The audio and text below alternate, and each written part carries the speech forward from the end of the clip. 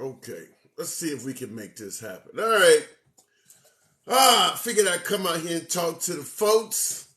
Biden versus Trump. And that's what we're going to be talking about. Normally, I guess the way you look at it, obviously, with the Trump administration, there are pros and cons that are totally different than the Biden administration. So it is a bit difficult, even though they were both just president. It's a challenge to really compare the Trump administration to the Biden administration. If you compare it from an apples to apples comparison, the chances historically speaking, you are going to leave something out. Economically, it looks like the Trump administration so far has the lead.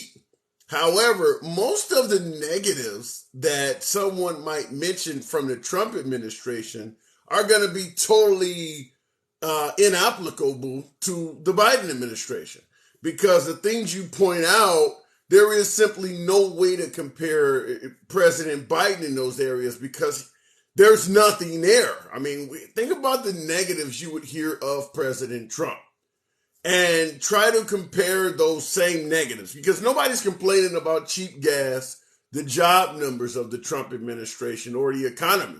The things that folks are complaining about from the Trump administration, there's no comparison on the Biden side because they don't exist. Those things do not exist. So it is difficult to compare the two.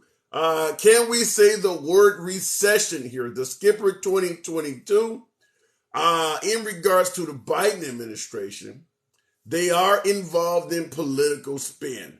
Two negative, negative growth of GDP or whatever the hell you want to phrase it as, technically is a recession. That has happened, and the Biden administration is still denying that it is currently a recession that we're in. They refuse, at least on the Biden administration, they're refusing to concede a recession. So if you want to compare it to Trump, they are refusing to concede that we're in a recession. The recession has beat the Biden administration, at least in this quarter. Maybe they'll take it to the Supreme Court and the Supreme Court won't hear their case. Maybe they'll demand an audit, multiple recounts, stop the recession protest in front of the Capitol building, whatever the case may be. But currently, the Biden administration is refusing to concede that a recession has won this quarter. Mark time. Let's make it happen with Mark time. I want to be talking about the legacy of President Trump, the legacy and the future of Trump. Mark time. Good evening. How are you doing, sir? It's good to I'm see doing good. I'm doing real good. We can start out by talking about Trump since he's no longer in office. What do you think Yeah. the legacy and the future of the former president will be? You think he will resume office come 2024, or do you believe we're going to be judging him based on what we've already seen? I think we're judging him based on what we already seen. I can actually pick up kind of where you left off with the recession point, which is that Trump already caused a recession. The American Rescue Plan, which was the first thing that the Democrats and Biden passed, ended a recession. We actually had the shortest recession in U.S. history early in January, early last year. I'm not making this up. This is not something that I've never heard this. You're suggesting that Trump has led us into a recession during his term. Yes, sir. So I don't know if it's necessarily you're looking at the 2 quarters of GDP loss definition, but the shortest recession in U.S. history was stopped when the American Rescue Plan passed. And so if you're following those definitions, like if you look at the over the last 20 years, so Obama inherited a recession, correct? Okay. And the Wall Street crash. And so that lasted like 6 years, 4, 5, 6 years of like negative GDP growth. yes, the American Rescue Plan cut short a recession already. And so I kind of wanted to talk about what you were already leaning into, which is like, don't compare the men against like their times, right? Because again, as we already Right. established, like Trump inherited Obama's economy and the success there. And so obviously Biden has kind of held the bag for the negative COVID time, with the exception of, the later part of 2020. Excuse me. Yeah, see, what you're talking about, I have absolute. Even when Biden was running for office and the other 22 Democrats up there were running for office, I've never even heard them accuse Trump of giving us a recession. This is the first I have ever heard of this. So the only thing I'm picking this up from is economists and how the what had happened with the when the American Rescue Plan passed. So it surged money towards vaccines and therapeutics, gave everyone the $1,400, and So let me so bailout let me ask you PPP this: funding. Are you? Let me ask you this: How long did the? If you're suggesting that Trump, we had a recession under Trump, how long did that last? Um, like 6 months, almost 6 to 9 months, like something like that, like What to where time? What time period? When did this happen? What time period was this? if I can't hop off, but I can give you a source for it, as far as just like shortest periods of recession in U.S. history, um, but I can't scroll away from TikTok to give it to you. Regardless, anyway, doesn't matter. What Biden is currently holding the bag for is surge gas prices, inflation. These are not things that were people want to say you're injecting too much money into the economy. $1,400 2 years ago is not going to do that. Trump signed a stimulus before that.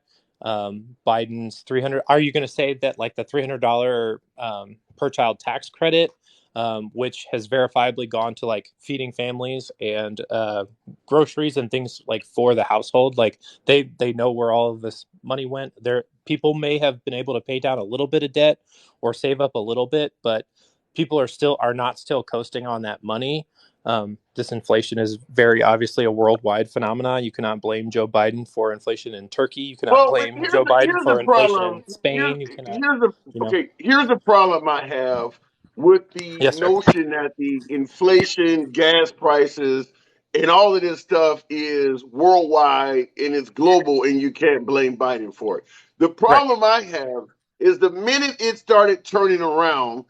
First, you had Biden blaming the increase at the pump on Vladimir Putin and the war in the Sure. Ukraine and a Yep. lot of global issues. That's what we heard from the Biden administration the moment Yes, things sir. went up. That Within definitely the occurred. last month or so, fuel prices at the pump have started to go down. And Yeah. guess who was on television taking credit for it? Biden and Kamala Harris.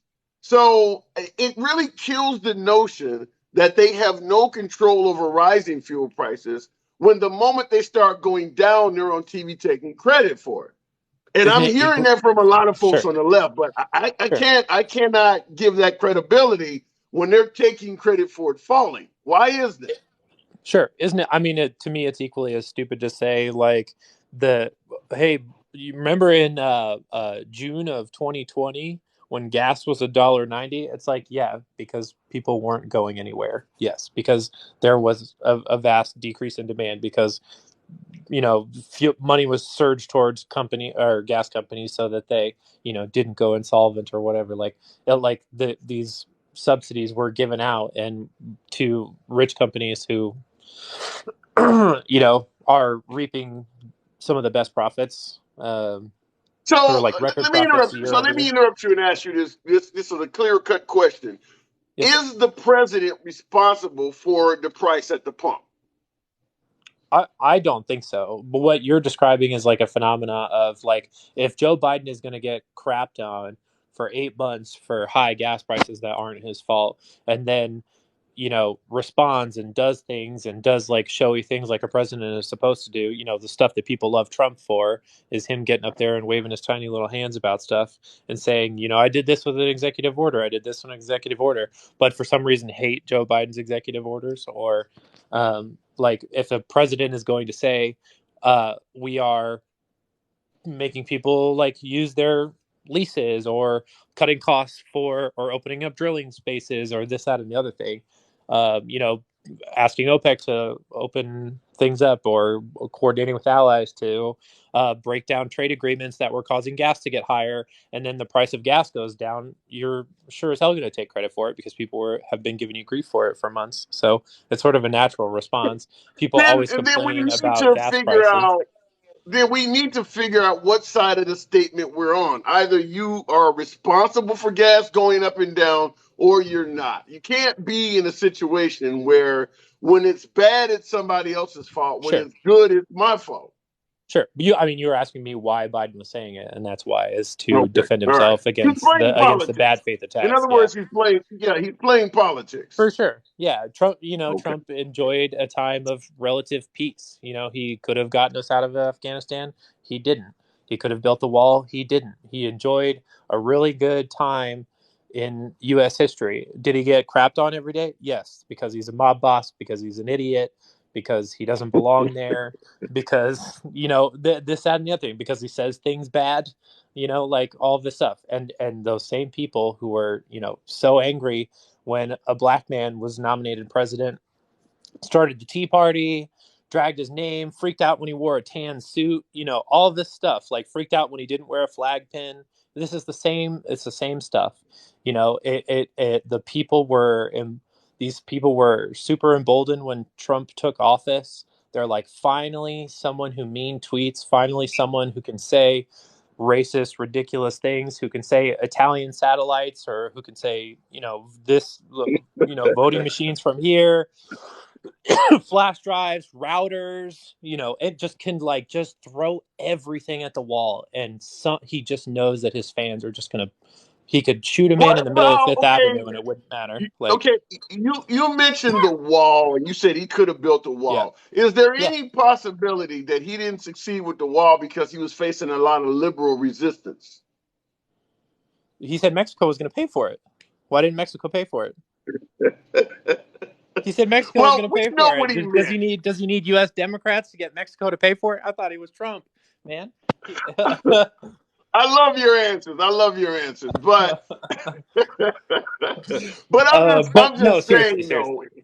Yeah, No, we seriously. know we know Yeah, when he said Mexico's going to pay for the wall, he didn't mean it. But by the way, the yeah, weird thing is, even though we got chastised for taking Trump literally by saying Mexico is yeah, not meant to actually write a check, they yeah, apparently did do that for President Obama. I mean, President Biden. They actually did pay money for border defense in yeah. Isn't that cash. wild? Isn't that That is wild? very wild. Crazy how that That is happens. very wild. But no, So, seriously, like the whole point that Joe Biden is where he is, despite being a stammery, stumbly old man. Like we know, Joe Biden isn't anyone's favorite person. I don't even think he's Jill Biden's favorite person. All I'm saying is he's there for a reason. And I'm sorry, guys. I'm sorry to the MAGA people. I'm sorry for your tears. I'm sorry for your feelings that Joe Biden won. He won for a reason. He got put there to kick the orange bad man out of office. No one wants a mob boss who appoints their son-in-law to run the Middle East, the most volatile region in the entire globe, and says, who's that white kid with the haircut that I like? Yeah, put him in charge of that. Like, he did that. You realize he did that. He paid Kimberly Guilfoyle, what is it, 60 grand to say two sentences? He paid his, yeah, yeah, yeah. right? Exactly. This is the behavior of a mob boss. The reason that he doesn't have, he has acting secretaries, not actual secretaries, is because they're not qualified for their job. It's he had Okay. people trying to claim the 25th Amendment on him in his last 2 weeks in office because Yeah, and that's crazy. Now they're actually interviewing folks now, but oh yeah, yeah, they're that they flipping on him. actually were. Go ahead. What you say? Oh, I'm sorry. I did not mean to interrupt you. I was being your hype man. I'm saying they're flipping on him. Like, these are Trump, these are Trump staffers. These are former, Speaker of the House. These are former Chief of Staff's deputy. This is like people who are in the Okay. building. All right. Like, that's Okay. what I do happens when got you to put move your it on, friends but in office. okay, Yeah. I do got to move it on, but before I let you go, give me scale of 1 to 10, 10 being definitely for sure, and you guys in the comments as well, what are the chances that Merrick Garland is going to criminally charge President Trump? What do you think? See, that's a very specific, that is a Department of Justice charge. That is not Indict like, him. That he's going to be right. indicted for something by under Merrick Garland. What are the chances he's going to be indicted for something? So worse than 50-50 from the Justice Department, but like Al Capone didn't go to jail for robbing people. You know, he went to jail for tax fraud. Right?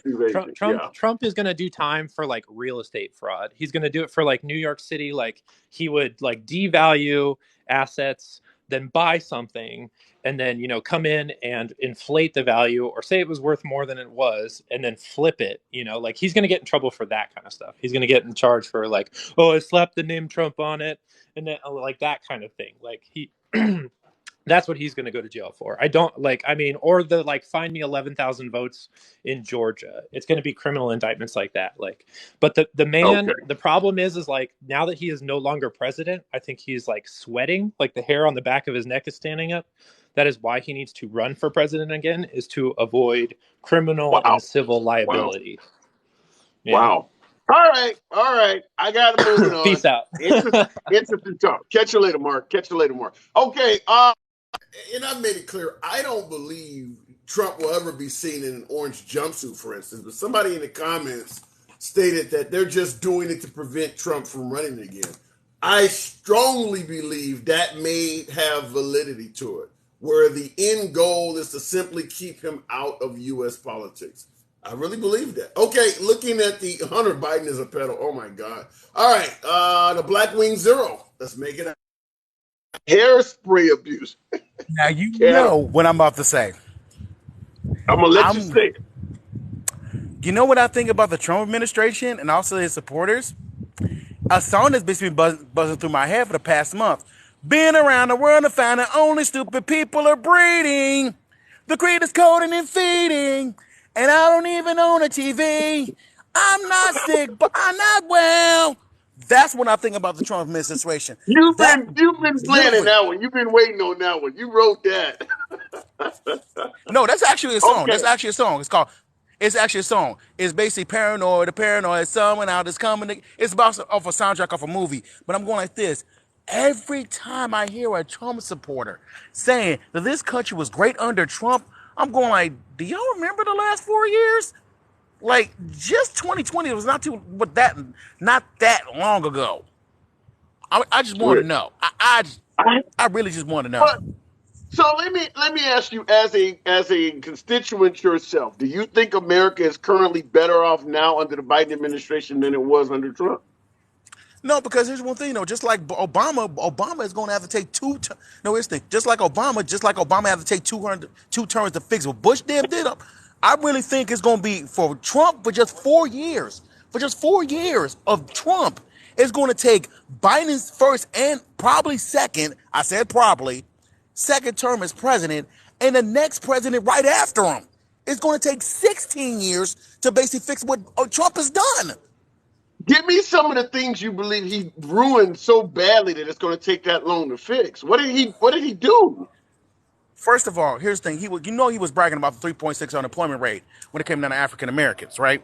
Or 3.6 or the 4.2 unemployment rate. When he got into office, it went back up to almost 18%. So the thing he's basically was portraying that he did, I'm saying portraying because he actually didn't do it, it was worse under his administration. Then we also got to imagine the economy that really tanked when he came into office, giving tax cuts to the rich and not to the poor, because guess what? The poor is getting taxed 16.8% higher than 3.8% for the millionaires. So let me ask you this. So let's assume the pandemic did not happen. That was just the icing on the cake. That was the icing on the cake. So, okay, I get what so you're suggesting that the economy was going to tank under Trump even without the pandemic? Look at it. We had here's the thing. Mass shootings cause basically inflation as well. People don't know that. Natural disasters are basically non-natural disasters cause inflation too. It ain't just because of the president. Wait a minute. Wait. How does a mass shooting cause inflation? Here's what I'm saying about this. It's basically a, like, how can I put this? I know it's not a global terrorism act, but I know it's a domestic terrorism act. It's kind of tiny. It doesn't really phase that much. But I'm going like this. Yeah, when the Las Vegas shooting happened, Las Vegas, Nevada lost money. So did California when it came down to the tourists, because Yeah, people but were wait a minute. Wait, basically, hold on. There's a big difference when you have a if you have a mass shooting in the middle of Yankee Stadium in the middle of the ninth inning. That's totally different than a mass shooting in Parkland, Florida, or Uvalde. That's a tourist destination. That's why Vegas yeah, would lose money, is because you're yeah, we doing lost. their primary economy is tourism. Like I said, it was tiny. But the biggest problem, the biggest problem that we had when it came down to basically, prices in America, when the global pandemic happened, water went up, rice went up, toilet paper went up, paper towels went up. It was just the icing on the cake. Those problems basically led up to COVID. Those problems that we led up in everywhere led up to that. So we're not basically phased by a something that happened in a certain state. But I'm going like this: states are basically have a problem with that happening in that state. Like, here's the thing: when Texas basically had they random mass shootings, Texas literally, the only thing that went up was gun prices. That's the only thing that went up. Everything was. Okay, I'm I, going. I don't know if I'm getting I don't know if I'm getting you correctly here. So let me ask this again. So you're suggesting, had COVID not even become an issue in America, we were still going to see a poor economy under Trump?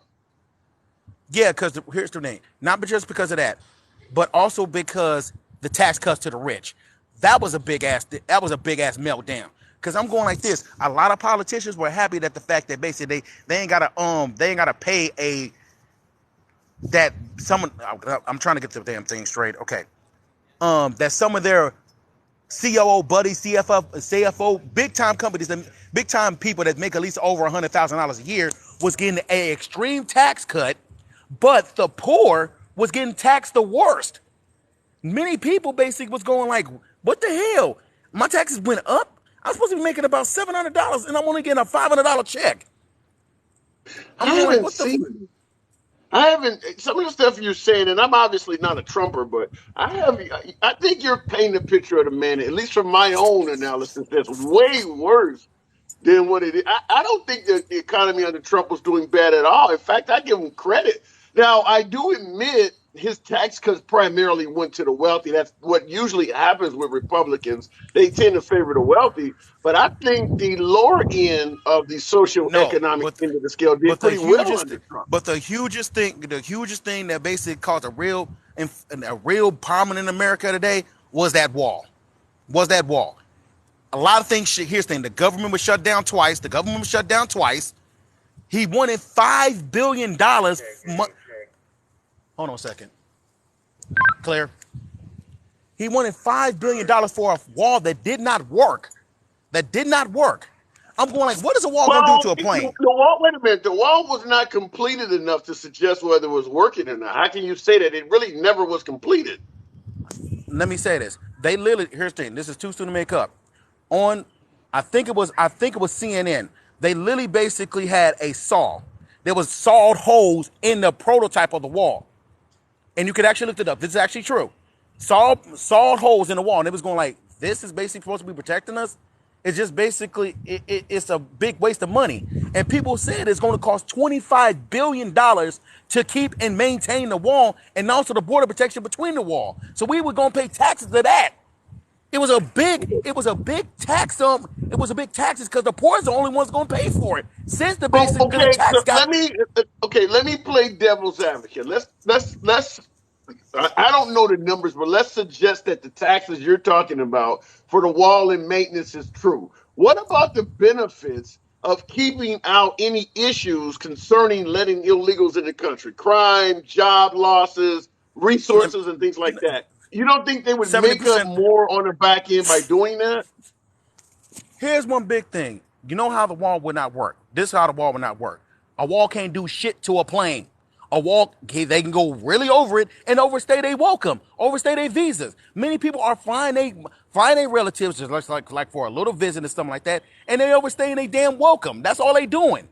Or here's the thing, how can a wall that's only basically over the dang border due to a tunnel? We've seen the tunnels before. The tunnels are well constructed, way better than those walls that they just put up. So I'm going like this. What is it going to do if they can physically go under the wall and head to the border? But that's they what fill you're some of the talking tunnel. about. Wait a minute. You mentioned the price of the wall, then you mentioned millions for maintenance. The maintenance is They where say you would stop those. Wait a minute. The maintenance they, is where you would stop those tunnels. You can easily have seismic instruments and things like that if you have enough money and resources and extra manpower but to 25 billion, negotiate but those 25 tunnels. billion $25 billion is more than NASA's budget. It's more than NASA's space budget. And that's Well, true. and here's okay, and here's the counter argument. I'm not going to argue the numbers because I'm a plead ignorance. I don't know what the actual numbers are, but I'm going to ask you this. Whatever number you're suggesting that's going to be the cost of doing that, is it possible we could save more than that number by securing our border and all of the mess that comes across it? Now I'm getting to that one. Here's one thing though. People that was in those cages, that was in those cages, that got their family separated and stuff like that. That was a big thing. That basically even made us even hit worse because guess what? We just pissed off not only the people that crossed the border. We've seen basically the pictures of people on horses whipping Haitians. Oh yeah, hate crimes. Okay, cool. And also people and families getting broken up and basically sitting in hotels. We have videos of that. It pissed off the Haitian government and the damn Mexican government. Even though I am definitely a liberal, you see it on the damn wall behind me. Some of the stuff you're saying, I hate to go on the other side of the aisle, but you're saying things that have been debunked. Like for instance, the horses But whipping the immigrant. We know that was nowhere near as much. They edited the horses beating the guy. If you see the full video, it was never meant to be a slave catching event. But why It's did been debunked. they bring a whip in the first place? That was the biggest thing. Why did they bring a whip in the first place? But I'm going like this. The biggest one was basically separating families. We pissed off our biggest labor company, not company, but country. Our labor force is mostly Mexico. A lot of damn companies that were still based in Mexico were literally stopping the flow from U.S. to here. Because I'm going like, families are getting broken up. Damn kids are getting separated. We don't know how. Okay, and once again, now, like I said, I hate having to go on the other side of the aisle and play devil's advocate like this. But if you snuck into, I don't know, any other country with your child, what are the chances that you and your child might be separated? If you committed the same type of immigration crime going into Mexico, for instance, let's say you got caught sneaking into Mexico or Guatemala, Honduras, Venezuela. What are the chances that the authorities down there catching you entering illegally would separate you from your kid while the court case was going on? A lot of families basically was just going like this. We can't keep track. There was I think the actual number was 706 families, 756 families. I'm actually looking this up. 756 families that were separated, and 300 of the actual families were reunited. So there was still 456 families that were unaccounted for. So I'm going like this. Okay. This caused a major global actually issue when it came down to us in Mexico, which is our largest labor import and export. They just cut off the circular flow. That's all that wall is cutting off the circular flow.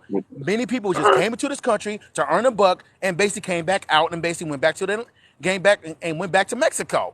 But that wall will be useless. That wall will be freaking useless. Okay, well, it wasn't completed, so we can't argue with it. But look, I got to move on, man. Appreciate you coming through. All right.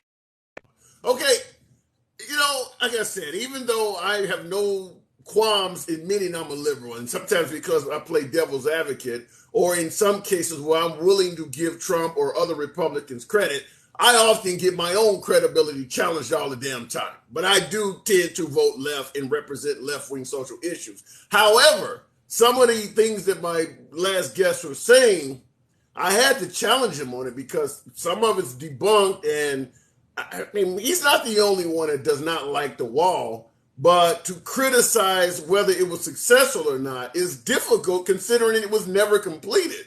So I can't just necessarily run with the argument that the wall was a waste of time and it was a failure because it never got completed. Going back into the box, this is death to the patriarchy. Oh my God, a creative name, death to the patriarchy. Hey, good evening. Hey, how you doing? It's out of the Matrix 85, man. This is my troll account because I'm suspended on my other one.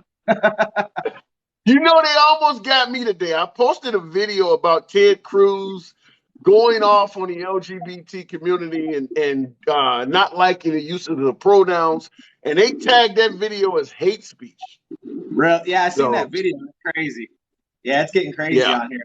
Yeah, here's what I don't get. I'll let you get into your point, but one thing I will say from the liberal side of the aisle, if social media is in favor of liberals, they should not want to ban stuff like that because you got a lot of folks suggesting that blacks, minorities, and the LGBT community loves either MAGA or Republicans. What Ted Cruz did in that video proves just the opposite. He's talking to a right-wing audience, and they're cheering him on as he's saying some pretty nasty stuff about the LGBT community. So I don't understand why TikTok would ban that.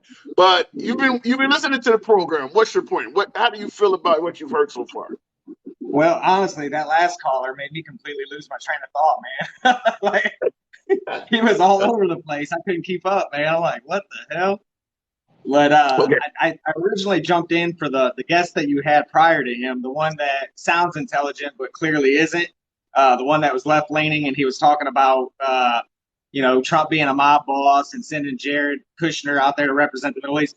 Jared Kushner had more results in the Middle East that benefited America than any elected official ever appointed to the Middle East in my lifetime. He was able to get the Abraham Accords, where you had Sudan and Saudi Arabia normalize their relations between Israel and exchange embassies and allow their citizens to fly back and forth to each other's country. So he can call it whenever he wants. But if his son-in-law was able to get results like that done, I'd fucking pick his son-in-law over any liberal any day of any week. Like that, I just wanted to get in here and talk to that guy more than anything. But okay, fair enough. And so my question though is, because you're talking about a Trump appointee and the successors of him, why do you believe so many Trump appointees are currently testifying against him? What's leading to that? Honestly, man, I mean, I think I haven't seen any that weren't already what I would consider a bureaucrat in Washington, D.C. circles testify against him. I haven't seen anybody from his inner circle testify against him. I've only seen bureaucrats that were already a part of the Republican Party that he ultimately appointed at, advisors' request to certain key positions within the administration. I haven't seen anyone of any value. Like, okay, you had Ivanka, you've had all these guys that went, or, all these people that are in his inner circle, but I don't feel like they said anything that was going to be, harmful to him in the long run here with the January 6th committee or anything like that. I haven't seen any testimony from his inner circle that's like, shows any sort of criminal. You don't view his Attorney General Barr as part of the inner circle? No, not at all. Barr's been in D.C. long before Trump ever thought about going to D.C. I mean, okay, I don't. What is your definition of inner circle? Well, in comparison to what this guy was referring to, as far as like the crime boss mentality, appointing his family members to key positions, that I'm speaking specifically to that, like, part of his circle, people who were in his atmosphere long before he ever got into politics. Well, the people that were in his atmosphere long before he got into politics are people like Chris Christie and Rudolph Giuliani and Geraldo Rivera, and a lot of them are even saying negative things about him. Yeah, I mean, there's plenty. You and me's had this conversation before. You know me, man. I'm pretty logical. I don't. I pointed out where I think he teetered the line in one of our last conversations in regards to the events that took place on January 6th. But What was the main topic because I just scrolled into your live. What was the main topic that you were trying to discuss? The main topic is we are comparing the way the country has been under both of these presidents. And I am asking to some degree, do you feel that the country is better off under the Biden administration right now than under Trump? Absolutely not. You've seen what happened today, right? You've seen where Joe Manchin caved. You've seen where Joe Manchin caved to this economic and environmental bill. Yeah. He's talking about this is in regards to climate change. Right. So what people don't know, and I think the average voters, they don't understand that typically when we are experiencing times of inflation, like we have recessions every 7 to 9 years, it's healthy for a healthy economy to have some form of a recession every 7 to 9 years, right? But the extent that so normally when we do have inflation, the Federal Reserve already has their interest rate somewhere at like 1% or 0.75. And as a way to combat inflation, what the Federal Reserve will do is they'll lower their interest rates. But what they've done is they were already, at the time we started experiencing inflation, they were already at a 0% interest rate and they raised it. That can lead to hyperinflation. So you have that's taken place under his administration, right? And then you take that into unison with all this federal spending. We're dumping money into circulation at an alarming rate. This is going to cause inflation, right? And now we already have the highest inflation we've had in 42 and a half years. And his idea to put out a fire is to pour gasoline on it. It makes absolutely no sense. It's counterproductive. Okay, well, I have to ask you this because it's in the comments, and it always comes up. This one is coming from Go Hard in the Paint, number 35. I love the name, Go Hard in the Paint. Biden is still dealing with the after effects of Trump. How do you, economically, he's talking economically, that Biden is still dealing with the after effects of Trump. How do you respond to that? Yes, very simple, right? So when Trump was coming into 2021 after the 2020 election, his plan was open everything up, no more dumping money into the economy, no more closing down businesses, and we already started to see red states do that. Florida, Texas, as a couple examples, and they were opening up and they were benefiting economically. But Joe Biden did the entire 2021 year with dumping more money to freeloaders for the entire year, putting in place mandates and essentially shutting down our economy, extending, pandemic protocols that ultimately hurt our economy for an entire year longer than what would have happened if Trump would have came in. Trump would have came in, opened the fucking place back up, and we wouldn't experience a whole nother year of economic, destruction. Well, that same gentleman, Go Hard in the Paint, did point out that Trump shut the country down twice. You don't think that would have led to any economic hardship? What, in regards to not agreeing with Chuck and Nancy and allowing us to shut the government down? Is those the incidents he's referring to? No, I mean, Trump announced himself that millions of people would have died, and I think his phrase was, I had to shut it down. He shut the country down himself twice. Yeah, no, I agree with the initial shutdown of the country and stopping flights coming in. It was early on in the pandemic. We had no idea what the long-term ramifications were going to be, how imperative it was going to be on our health sector. But Trump came through and in magnificent ways that I've never seen in my lifetime a president come through during a time of crisis, from having ventilators made, from threatening the Stafford Act, right? And so we got automobile industries to start producing ventilators. When New York said they weren't going to have enough bed spaces, he got the hospital ship out there 2 weeks ahead of schedule when everyone else said it couldn't be done. We saw him, bring the National Guard in for logistics on making sure everybody got what they needed. Whoa. You said that Trump brought in the National Guard for logistics. Did you just say that? Yeah, they helped move those ventilators across the country. So you should probably know where I'm going to go with this. If you're suggesting that Trump utilized the National Guard to do something, guess where I'm going with that? Hold on. Can you answer this to the liberals in here that says Trump did not do all that? Did anything that I just say in regards to the Stafford Act, creating ventilators through manufacturers, PPE, did anything I just say, was it a lie, liberal? Because you're a guy that plays devil's advocate. Did I just say anything that he did that he didn't do? In regards to the ventilators and things like that, no, he actually did that. But when you mentioned him Okay, using the National Guard, you understand where I'm about to go with that, right? where?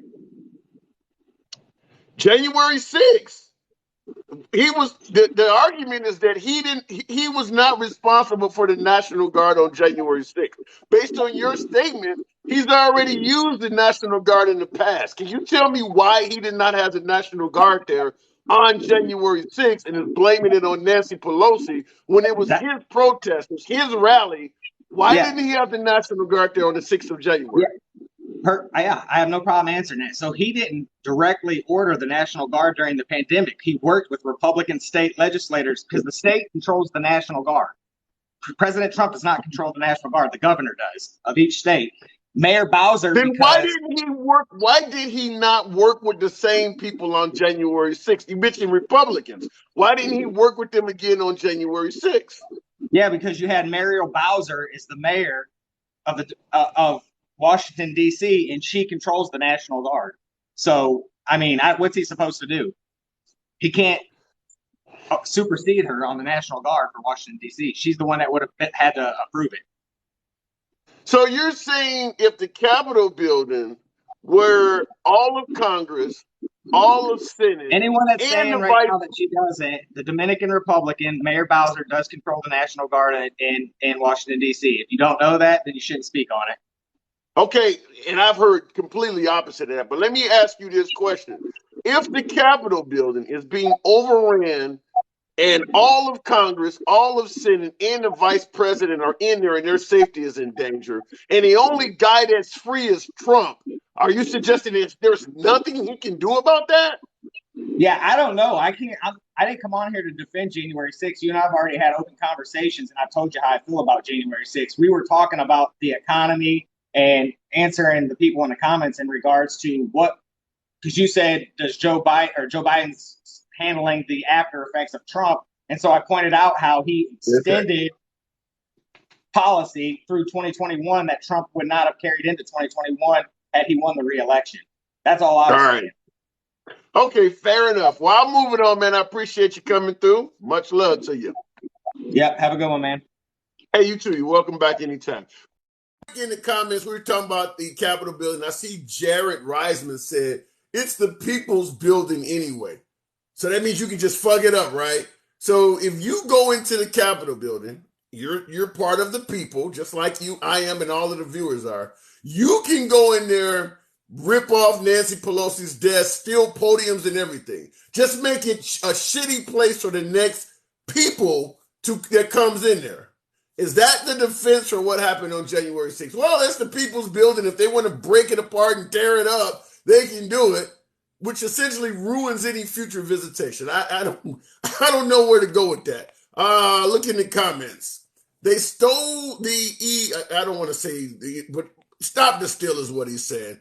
Apples to apples. I need to see evidence. I need to see evidence that what happened in November of 2020 was ripped off. I need to see solid evidence, not accusations, not conspiracies or any. I need to see evidence. We have a lot of folks in this country that are responsible for dealing with ballots. We have ballot officials. We have governors that have access to shit. And of course, we have judges that you can take to court and make your case. I need to see evidence from those people, not someone making up shit, not Dinesh D'Souza, and I watched 2000 Mules a half a dozen times, not Mike Lindell, a guy who should be selling fucking pillows. By the way, those are really good pillows, by the way. I got a few of them. But at the end of the day, I need to see evidence. And here it is, 2022 rather, almost 2 years after the election. I have not seen anywhere near enough evidence to suggest that the election was taken. Improprieties, maybe some fraud in some pockets here or there. Yeah, 300 and some odd million people. What is it? 80 million supposedly voted for Biden and 70 something million voted for Trump, 150 million people. Yeah, you're going to have some people that cheat. But is it enough to justify Trump's statement that he won by a landslide? There's no evidence of that. I haven't seen any evidence that proves that he won by a landslide. And if you watch 2000 Mules, Dinesh D'Souza doesn't show enough evidence to that either. He shows evidence that there may have been some fraud. He doesn't even show enough evidence to suggest that Trump won by a landslide. That was just made up. Modern colonizer. Let's go to it. Comments here. Modern colonizer, good evening. Good evening. How are you? Good. Trump won by a landslide. Have you seen evidence of that? No, and I mean, we never will. Do I feel that way? Do I feel landslide? No. Do I think they're never going to let me in the office and check out the files. You know what I mean? But do I think it's possible he won by a margin? Sure. Possible, but not. So in other words, what made him suggest on election night that he had won by a landslide? Where's that coming from? You know, on election night, I can agree with him, because if you just look, I mean, Biden barely campaigned. He was in his basement all of 2020. And I think a lot of people saw the baloney that started March 2020. And it was just like a couple callers ago, you know, all this stuff, it's not to put Trump in jail. It's to just harm his reelection efforts. And since the day he was taking the oath, they were doing their best to keep him from getting reelected. And then they saw this roaring economy, partly inherited by Obama's good presidency, and partly by his own successful policies. They saw this roaring economy that people were able to overlook some of the things they didn't like about him because their lives were good. And the Democrats did whatever they could. They were, and Democrat voters sold out America. I'll let you continue, but it's interesting you say that the economy was doing very well under President Trump, and people were willing to overlook a few negatives, and the Democrats still tried to take the guy out from day one. Because what you're saying, it would make me respond with the Obama economy was doing very well, which you just admit, and people were, the few who did not like Obama were willing to overlook some of the things they didn't like about him. And Mitch McConnell made it clear, I'm going to make you a one-term president. So it's almost the exact same thing, which you not admit. Mitch McConnell came out and publicly stated, I'm after you from day one. I'll tell you right now, Mitch McConnell and Lindsey Graham are probably my least two favorite people in the Senate and House. But what I also wanted to point out was it's hypocrisy, and we all have some in us. Every single thing that Trump tried to lay down as policy when COVID came around, like a ban on travel from China and different other things, if it was a Democratic president in office, Democrats would have been on board and said, you know what, that's a good idea. We need to do that. But and vice versa. I agree with you that people are playing. I agree with you that people are playing politics, but you're pointing out the Democrats would have been in favor of it if it was a Democratic president. I can see that. But you would also admit that if January 6th happened under Obama, the Republicans would have a whole different take on this, right? Yeah, we're all a bunch of damn hypocrites. Okay. You know, trying to say I'm immune from, you know, and the other analogy I was going to use, remember when Obama went to Congress and he wanted to do airstrikes on Syria and everybody was like, no more wars. And I'm like, you fucking Republicans weren't screaming no more wars the last 20 years, but now just because the brother wants to drop some bombs. It's interesting you would say that, because the moment Trump took office, he performed airstrikes on Syria. He launched 59 tomahawks. Yeah, we're all a bunch of, you know. I do not pretend to be, you know, the most righteous, honest, straight shooter in the world. We're all a bunch of hypocrites. And I just think the idea that Democrats are so willing to overlook Trump's successes for things they don't like about him, and they are willing to just totally put the shutters on and say, everything's going good right now. Everything's going good right now. Just get through the day. The fucking country is fucked up right now. And they just keep going, no, this is better than when Trump was in. Tell me what's better about losing 20%. Everybody out here is roughly around 15 to 20% less in their 401ks right now during the Biden administration. If it was up 20%, you'd be saying, good job, Biden. But they're down 20%, you go, well, these are just rough effects of, stuff we can't control. No, What that's your. about okay? Okay, when you ask, what's better under Biden administration, and you're bringing up economics, and for the most part, oh shit, hang on one second.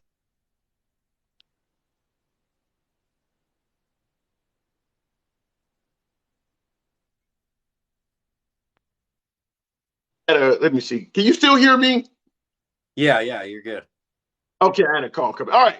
The one thing I would say in regards to what was better under Biden, what about the notion that we are somewhat less divided under President Biden than we were under Trump? Yeah, I guess you just have to pick which group of people are angry, because when Trump was in Well, office, there's a whole lot of groups under President Trump that were angry that are not. I mean, you don't have Muslims having an issue with Biden or Hispanics or the LGBT community. Most women do not. I mean, every one of those groups I named were at odds with President Trump. For the most part, when it comes to Biden, the people who are at odds with him are MAGA and Republicans. Outside of that, there's no other group really that has a problem with Biden. Whereas under Trump, it was all sorts of different groups. right? But I don't. Okay, so when we think of the word divided, right? I think it's under Biden, it's compounded because we're angry about the situation. Our person, people, those of us who have jobs and go to work and put some money away, okay, we've been harmed in the last year and a half. Okay, Yeah. I've lost 20% of my investments. Okay, so when I look at a guy like Biden, do I go, oh, we're divided because he just blames every shooting on a white supremacist, and then it turns out to be a Hispanic tranny? I mean, right? So, there's things to be upset about with Biden when it comes to some of his, rhetoric as well. Okay. But like someone just said in the comments right here, about 20 comments back, they go, it's worldwide inflation. And then another person said, when I was talking about economy, he goes, oh, and that's a Biden issue. The president sets policy. Policy strongly affects commodities. And here's the deal. The world's largest consumer, that's us, in case you didn't know, will dictate prices around the world. If you got a boat full of oil and the Americans are willing to pay $7 a gallon for the shit, okay, once it's refined, why are you going to take it to Bangladesh where it's given away or wherever, Yeah. right? No, Well, you're going to take it to America. And so, okay. so if Bangladesh or China or whoever wants that same boat of oil, they got to pay what the Americans would have paid for it. And that's because we don't have our together. Our ports are crumbled. We set. But I have to ask you this because you pointed out the president sets policy. What about the FBI's claim that President Trump was emboldening white supremacists? Under his administration, by the way, it was a Trump administration FBI. So this was not liberals. This was the FBI under President Trump suggesting that his rhetoric was emboldening white supremacists. Why would they say that? I don't even think I would disagree with that. I mean, I haven't really paid a whole lot of attention to it, but I could take that at face value. And an answer of why is I think there's been a long period of time where, hey, let's go preface all of this with, it's probably better to be white in America than it is another race. Okay. Yeah, but that's not. Wait a minute. Wait, we're not talking about. I understand the system. Yeah. Wait, he's talking about crimes, terrorism, domestic terrorism. Not better to be white, but killing people. I'm trying to make a point. And so for a long time, there's been this rhetoric of, if you're white, you must already be ahead of everybody else. So there's affirmative action or, and especially when you only research the stuff at surface level. Right. And so there's been this feeling from white people that it's just like, damn, why am I being penalized to be white? Like, I mean, yeah, my life's still good. I'm not, complaining about that, but there's just kind of been this whole, I'm 38 and pretty much since I was a child, I saw things like affirmative action and this, that, and the other going on. Right. And so if you were to have all of a sudden a president who speaks like an asshole like Trump, I could see how that would embolden white supremacists to go from that I just talk about this way in the garage with my buddies having beer to actually doing something about it. Yeah, I could see why a president like Trump and his, stupid rhetoric would embolden them. So yeah, if that's what the FBI is saying. So that's why I'm asking the question. When you say things are better under Trump than Biden, if you're emboldening white supremacists to go around and committing acts of terror on other groups of people, yeah, you got more money in your 401k. The stocks are doing better, but you're now emboldening some of the citizens to go around the country committing acts of terror against the others. Is that really a better administration? Well, first of all, other than I know there was one rally where there was a bunch of I guess you can't even say the word on here. But has there been an actual domestic terrorism act? I know we've had some shootings. Okay. Yeah, Recently, there's been a lot of them. But outside of those, are there things that have actually happened that Yeah. Yeah, there's El Paso shooting in 2019 where a guy drove 600 miles to go to a Walmart and shoot up 20 Hispanics. Yeah, there's been plenty of actions like that, plenty of mass shootings like that. There's been churches that have been shot up during this administration. Yeah, it's been happening. Right. Well, to me, that those are now. I mean, to do any type of terrorist act against innocent people, you've got to be deranged and somewhat mentally ill. But I think mass shooters are on a different level Or of pissed mentally ill. off, or simply pissed off. You don't have to be deranged. You can be pissed off, like you just said. I believe affirmative action is taking my jobs away, or I believe they're Real forcing quick, my kids to real go quick. in restrooms with the wrong sex. You can be pissed off and totally sane. In the comments, you got Kelly11200939 saying Uvalde. Look, 2 months later, you still got people believing that Uvalde was a white supremacist mass shooting. That was a Hispanic trans person. And you're still out here screaming Uvalde. See, people don't even have facts to go off with what they're angry. Like the guy you had Okay, two well, cars.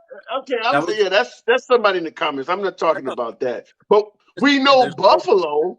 We know the shooting in Buffalo at the supermarket was a white supremacist shooting. right.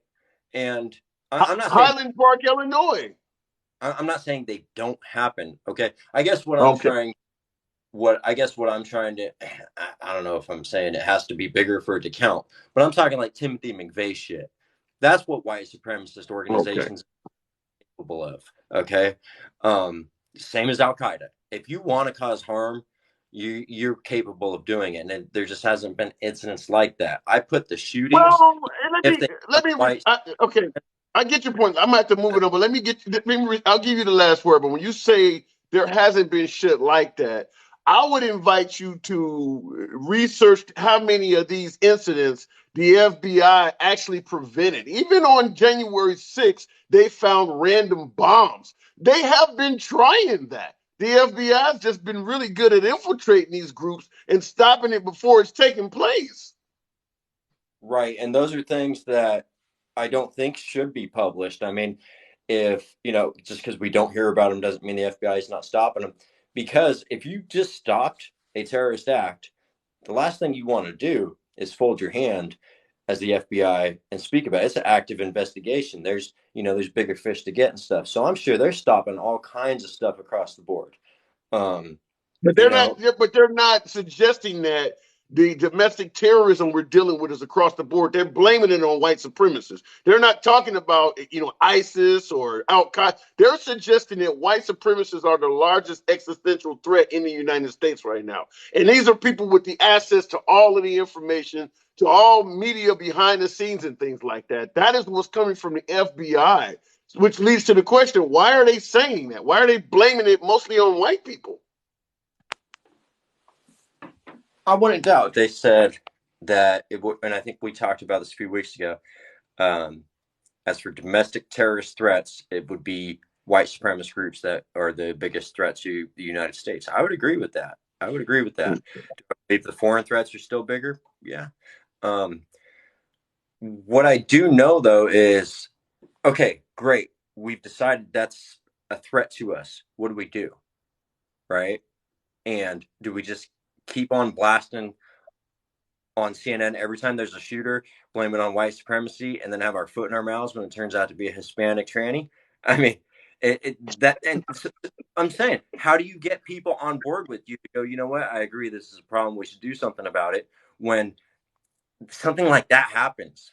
You know, I don't get it. I don't have an answer for that. Yeah, I don't have an answer for that. But we whatever the solution is, the first thing we need to do, if they're blaming the rhetoric coming from the White House, we need to stop that first.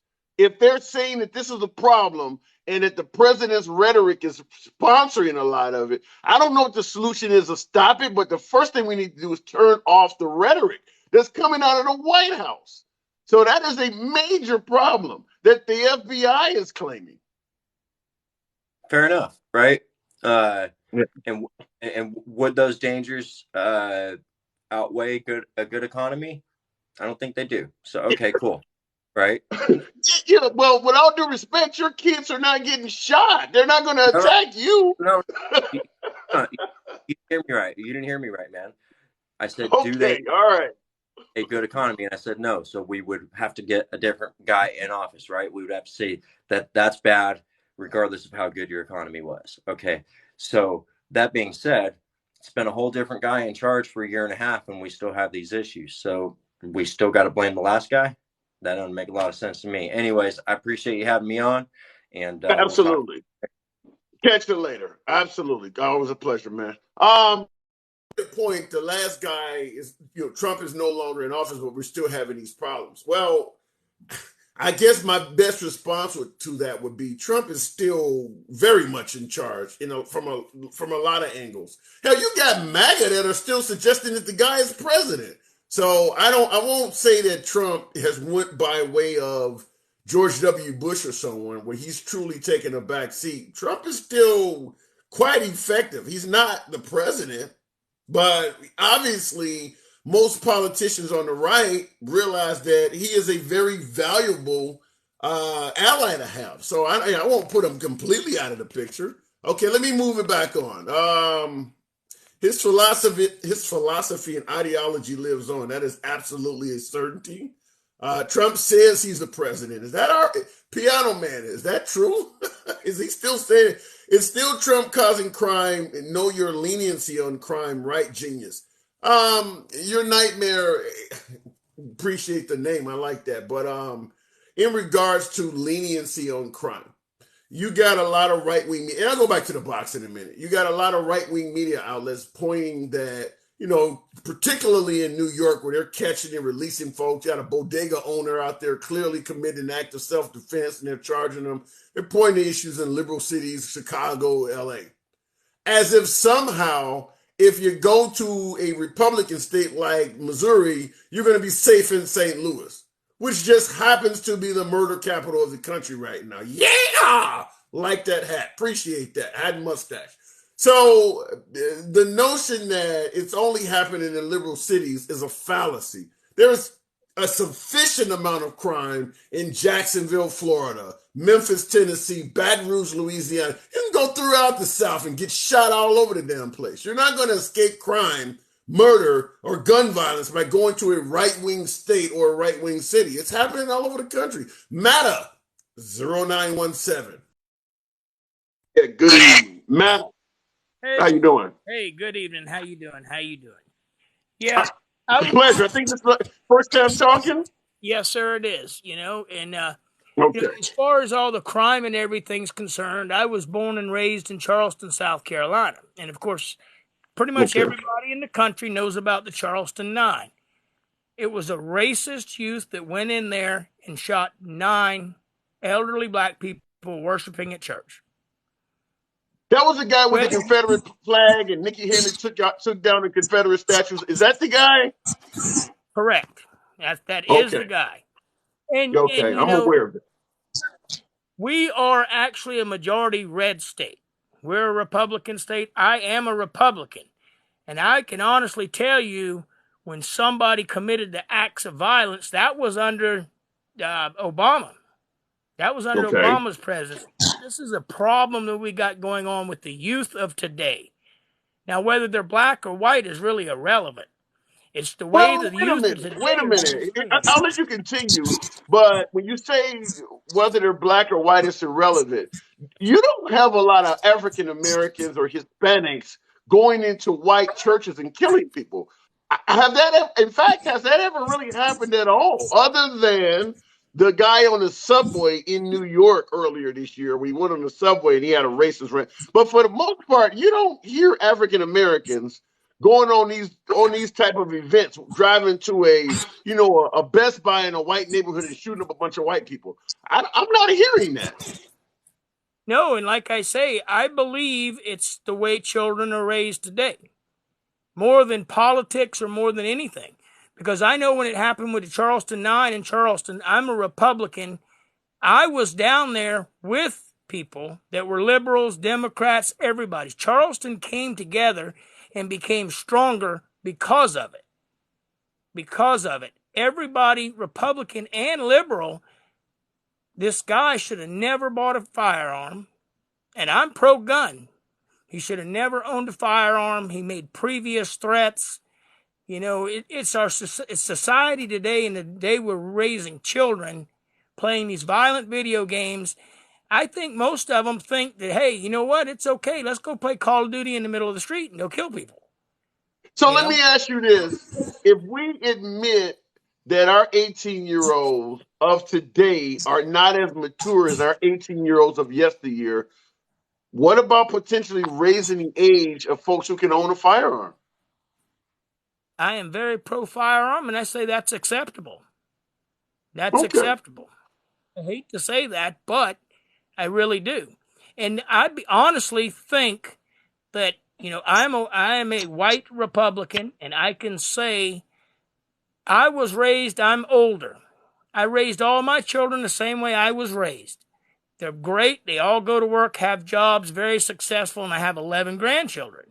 They're being raised the same way.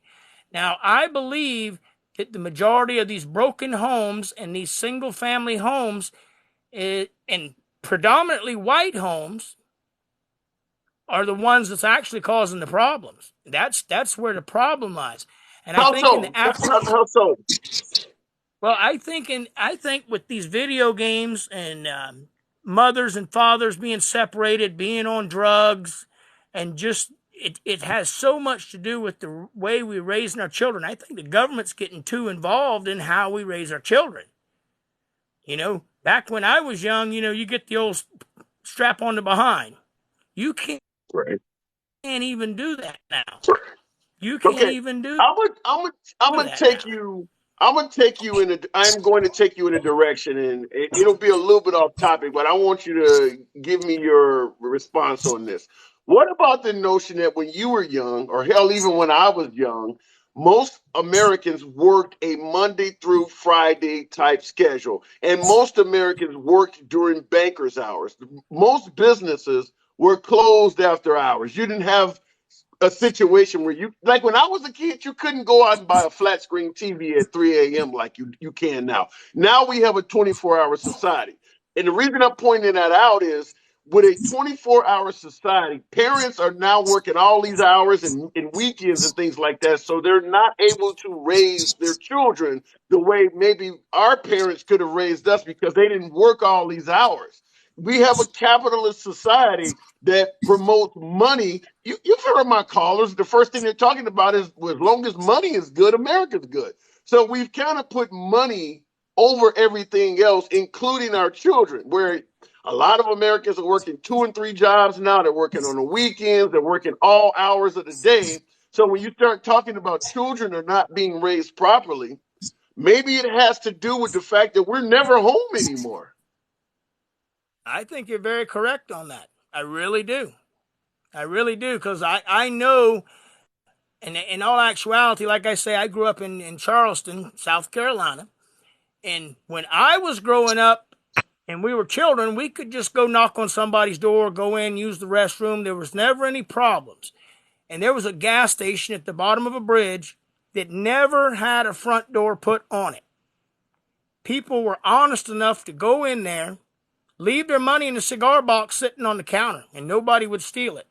And I can remember the day that a fella went in there. It was a black fella and a white fella went in there. They shot the old man that owned the store, shot the old woman that owned the store.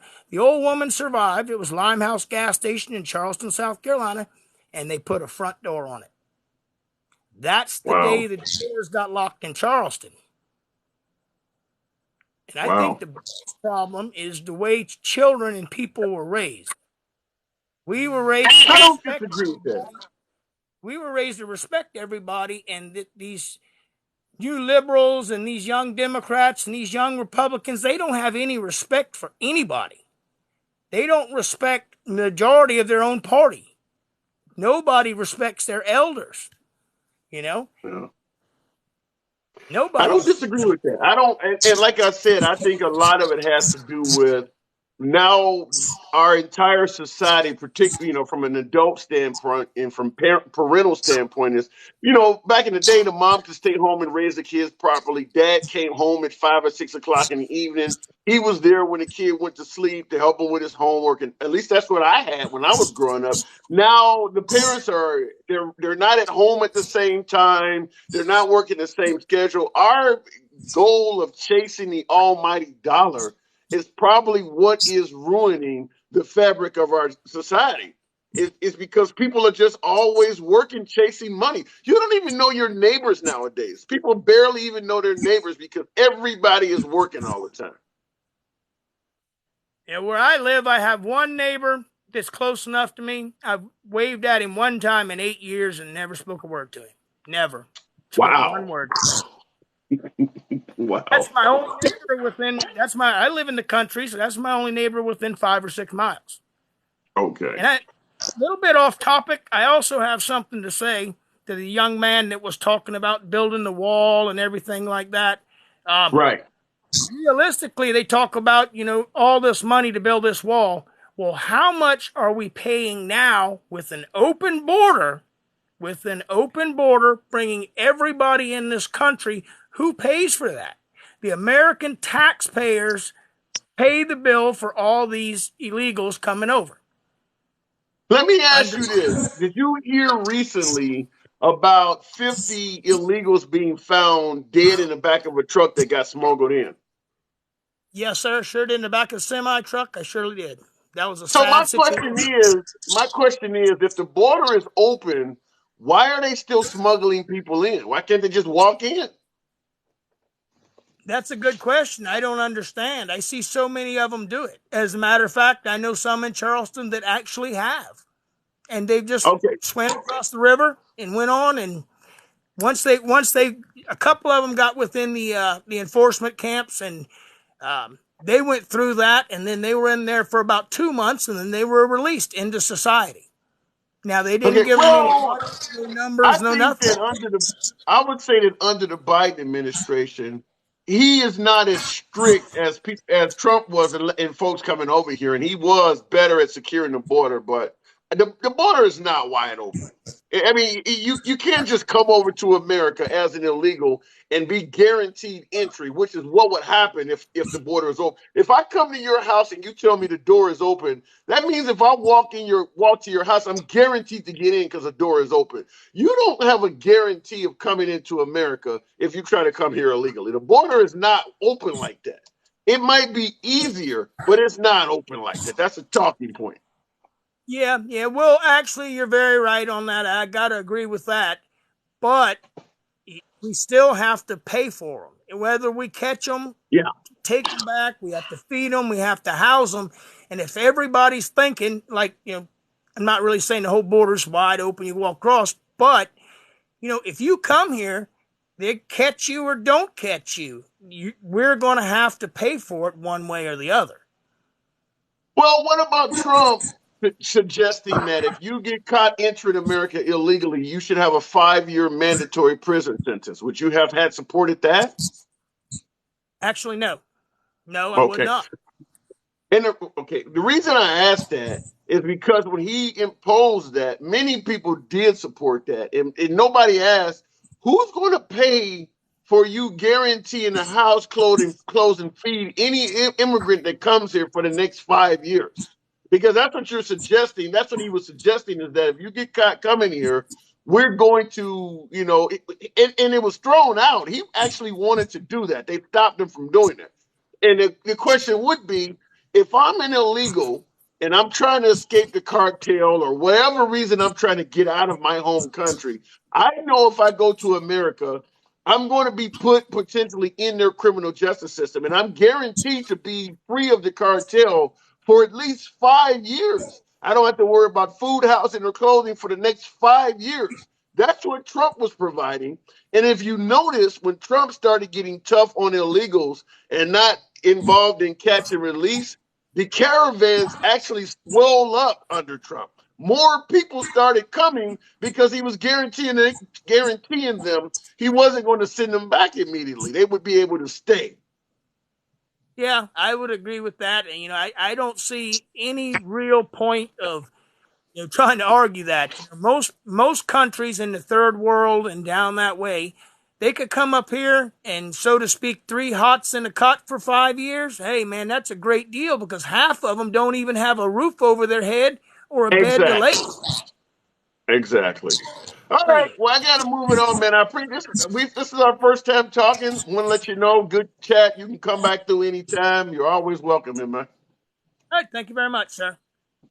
It's absolute pleasure. All right. Catch you later. Okay. Looking in the box real quick. Biden millions back under Title 42. Really? The crazy thing is, when it comes to the open border, the alleged open border policy, who generally gets the credit for that? It's liberals. Obama was for open borders, Biden is open borders. But when you really look at things, who was one of the last presidents known for granting amnesty to thousands of illegals? Ronald Reagan. Who is known for the phrase, hey, they're willing to do jobs no Americans want? George W. Bush. I'm not saying that the liberals are not easy on the border. I'm just pointing out that the Republicans have been part of the problem too. And for some strange reason, the right only blames the liberals for it. Now, I do believe, your humble correspondent, I do believe Trump is stronger on securing the border than any president we've had in recent history. You can give me reasons why. Maybe he wanted to secure the economy, make the country great, or maybe he just simply did not like brown people. Whatever the case you want to put, I do believe Trump was far better in regards to securing the border. But I'm just trying to point out the notion that liberals are for open borders and Republicans are for strengthening borders doesn't make sense when you look at the actions of Ronald Reagan and George W. Bush. Just because you love Trump does not mean he excuse all of the actions of Republicans in previous history. Because a lot of folks believe Trump is pro-Constitution, America first, preserving your rights, but then they ignore the huge Patriot Act that came under George W. Bush. Or stop and frisk that Rudolph Giuliani is known for. Going back to the box. What was that? Coach? I didn't see that. I seen Coach in the comments. Coach, talk to me. Hey, what's going on, brother? How you doing? I'm doing good. How you doing this evening? You been listening to the program? Oh yeah, I've been listening for a little bit. It's been some really good conversation. I'm not going to go your side on a lot of it, but in respect, okay, that's fine. That's fine. Though. Okay, what's on your mind? Well, Biden versus Trump. What do you think? Biden versus Trump? Yeah, the country under Biden versus what it was like under Trump. I would say that the Republicans got an opportunity to renew their base under Trump and catch some momentum. And I would say under Biden, the Democrats are in an area where they're trying to figure out who their new focus is going to be, because Schumer, which the only Democrat that's amazing is Manchin, but there's a couple more, but their base is getting old. They're going to have to renew it, but they haven't done it yet. All the Democrats are in charge right now. Wait, you said the base? You said the base is getting old of who? The Democrats or the Republicans? But the base of the Democrats, of the foundation of who the Democratic Party currently is starting to get now to the point of retirement. Right? We got Pelosi, we got Schumer, we got Pelosi. Right? We got a couple that's already left, and from there, their base is getting ready to roll over. So where AOC and the squad comes into play, in my opinion, respectfully, in all respect, of course, is that's the way to renew a younger base. So why are you going to go after student loans if you ain't going to try to attract college-age kids getting an education paid for? So it's a good way to – but the Republicans they're 4 years ahead because Trump renewed their base. Now, I would say in respect to wait a minute. Okay, I understand when you're saying Trump renewed the base, but what about the notion that Trump is probably losing supporters in regards to, I mean, he's calling you're talking about renewing the base among the Republican politicians, but over half of them he's referring to as rhinos, treasonous, and traitors. So he might be getting new Republicans elected, but with his amount of division within the Republican Party, like since Trump has been out of office, do you think the MAGA movement is gaining voters, staying the same, or potentially losing voters, supporters? I would say that the MAGA voters are probably, which I grew up in East Kentucky, but I'm a military kid. I spent years overseas, just like millions of other people. I'm not special, but I would say, growing up in East Kentucky in the Appalachian Mountains, where there wasn't a black community until I went to college and played ball in college or whatever. But I would say the current state of the Democrat or the Republican Party is probably in a moment of hysteria, because how many days in a row can you turn on the TV and not look at a divide or something happening and lose the thought of what the movement was for, right? So Trump was a movement of I talk too much, I'm too loud. I bet anybody you talk to would say, can we replace Trump's tweets for Trump's gas prices, right? So it's just about the division that what you're seeking. But I would say at the moment with Trump's base, it's probably it's like you're living in a tornado, but you don't see the damage until you walk out of the cellar, right? You walk out, you're like, oh crap, half my house is gone. Well, right now, that's the same for the Democratic Party, because they're seeing damage, but somebody peeked out the window right now, and it's not looking good, right? But in respect to both parties, that's a hell of an analogy.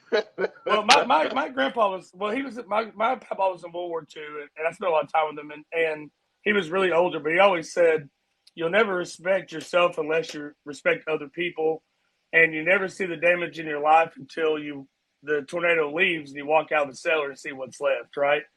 And I think with your question pertaining to President Trump is, what does MAGA really know that they are? But every day of Biden, do we even remember what MAGA was, or is it getting more convoluted, right? And I would say this. And I say this respectfully, because obviously I see your name on the liberal side, and I mean all respect and much love. Free speech. Don't worry about that. Free speech. Give you a hug on Tuesday when we have breakfast, right? But when has so when we talked about white supremacy earlier, which I got spanked when I was a kid, so I'm not about that. But when did Trump have anything to do with the black on black crime and the Chicago deaths in the city before or after him, right?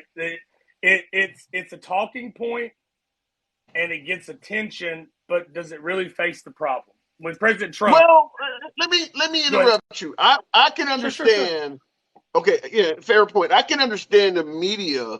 If you watch mainstream media versus right-wing media, they have an agenda to defame the other side. However, when you say the white supremacy stuff is a talking point, it's coming from the FBI. It's not coming from me. And it came from the FBI while Trump was in control of the FBI. But you do realize the leader of the FBI was Ray, and that was not Trump's guy, right?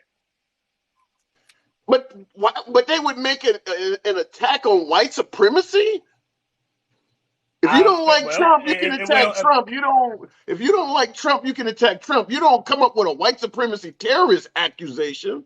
That doesn't make sense. Well, I mean, it kind of does if you listen to, and now it's like I said, in respect to the main portion of the conversations today, it's January 6th, the whole thing. Well, why did that become a problem, and when did COVID become a problem? When did January 6th become a problem, right? So it's always January Go ahead, 6th I'm became sorry. a problem the minute they started talking about taking the life of the vice president. That became a problem the minute they did that.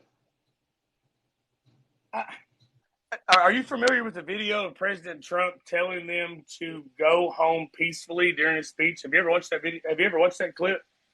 Yeah, but Did you ever that's say? after when Trump told him to go home peacefully. That's long after they were yelling to take the life of the vice president and had the gallows. You ask, when did it become a problem? The minute you show up suggesting that the vice president needs to lose his life while the vice president is actually there, it's a problem. I personally believe. Well, I would say, in my opinion, I would look at that as political discourse to create a divide. I would say this: when have black and whites under Biden, Obama, or Trump, when have we hated each other more or hate each other less? Or are we just doing a status even quo? If you're poor, you're in the inner city, white or black, the Democrats are going to offer you the most protection, offer you programs, and always tell you they're going to help you, but they never show up, right? And with President Trump, he got the most votes as a Republican president ever, the highest black vote ever, and Hispanic vote ever, and still got beat by a couple mil. But what did he do? He did nothing but give long-lasting funding to HBCUs. He did prison reform that reversed a lot of the Joe Biden stuff. That was probably a political play in respect, but he's the CEO of a company, and he's a business guy, not a politician. So you can play it either way on that one, just according to which way you want to lean on the wall. You know what I mean? But I would just say, when it comes to black and whites, if you need help, you need a program, you need support, then the Democrats are going to say, don't worry about it, we got you. And I look at it, now this is a personal perspective, is the Republicans going to say, we'll give you all the help you want, but can you just show us that you're willing to try to get the help? And I think that's the biggest divide. Well, here's the problem, though. And opportunity. I mean, with opportunity. But that's not everything that people are crying out about. For instance, the African American community is crying out that they believe, regardless, and I know you may disagree, but the African American community often, we're fine. Yeah, fair enough. They often cry out that they believe systemic racism is real, or that the police are mistreating them. What is the Republican Party offering to give them in regards to that? When has the black community ever been offered the opportunity to understand? No, to answer your question, I would say that's a very good question. But what I would say is, when has the black African American community ever been taught or shown that there's a way to end the thought of systematic racism? Give me an explanation. When is any point in time that the inner city black communities have ever been showed that systematic racism maybe isn't real, or when have the black African American community ever been showed that systematic racism, you can change it, and here's how? But who gives them those opportunities? The people that need poor people. I don't get where you're going with that. If a person, let's go back. They've never. Well, to answer, they've never had the inner city black kid. Now I do my job. Like I'm in the world, and I'm on both sides of the spectrum on races and in situations. And I would say, when is the black inner cities ever saw a chance for hope and know that they can do it? Not believe in the theory, but actually see it for themselves. Black Wall Street. When did they see a chance for hope and think they could do it themselves? 1920 Tulsa, Oklahoma, Black Wall Street. They saw that opportunity. And since then, who's done? But since then, what? But if you have a 14-year-old child right now, what has that child ever been seen to know that we can end systematic racism if we work together? Have they ever seen any kind of hope like that? How do you end systemic racism? I don't get your point. I mean, I asked you, what did the Republicans offer to African Americans that think this exists? And we're over here now. Well, I mean, I don't know. So what do the Republicans do? They started the incentive funding programs for community centers. They created a program for HBCUs for long-term 10-plus year funding that no Democrat president's done in 50 years. How is that? Wait a minute. how is funding black colleges? If you believe the police are exercising systemic racism against you, how does devoting money to a black college deal with that? How does that address that? Well, I mean, I think that if I understand your question correctly, I would say that long-term funding for HBCUs says you understand the meaning, you respect the history, you understand the importance, and there's nothing better than a black African-American kid getting an education. Why was President Trump the only person to do that in the last 50 years? Is it for votes? Because he got the most and still didn't win, right? So it's black kids on the inner cities. They're programmed socially by music. They're socially programmed by TikTok. They're socially programmed by things they hear. But how many 1 out of 10 things they hear, how many are actually facts, or how many is just the way that we do things anymore? I'm hearing what you're. Let me say it this way. Sure. In regards to schooling, now your humble correspondent, yours truly, I have multiple college degrees. I'm educated. I went to school. If you get a grant to a black college, you go to school, you get educated, you get a good job. Can you still not be a victim of systemic racism because you've educated, you're not committing crimes, you're doing everything right? Can you still not be a victim of systemic education or systemic racism? Systemic racism. You can be, but do you want to be a victim your whole life, or do you want to show the younger culture that you can change things and be better? I mean, and that's the question I'm asking you. If the African American community is claiming that systemic racism is real, and I ask you, what is the Republicans doing? What is the Republicans offering the African American community that believes systemic racism is real? I still don't quite understand if you give me an answer. Okay. So what did the Republicans do to show that they put in school of choice so black African American inner city kids can go to the school of their choice for a better education? They give money to HBCUs to continue the colleges, the programs, the histories, the importance. The biggest thing about the HBCUs is really not the education. What about the police? What about the police? Donating money to schools ain't gonna do nothing about the police. What about the police? The police. I guess what is it? 11 out of the top 12 cities in America that have the biggest violence has been Democratic ran more than 25 years.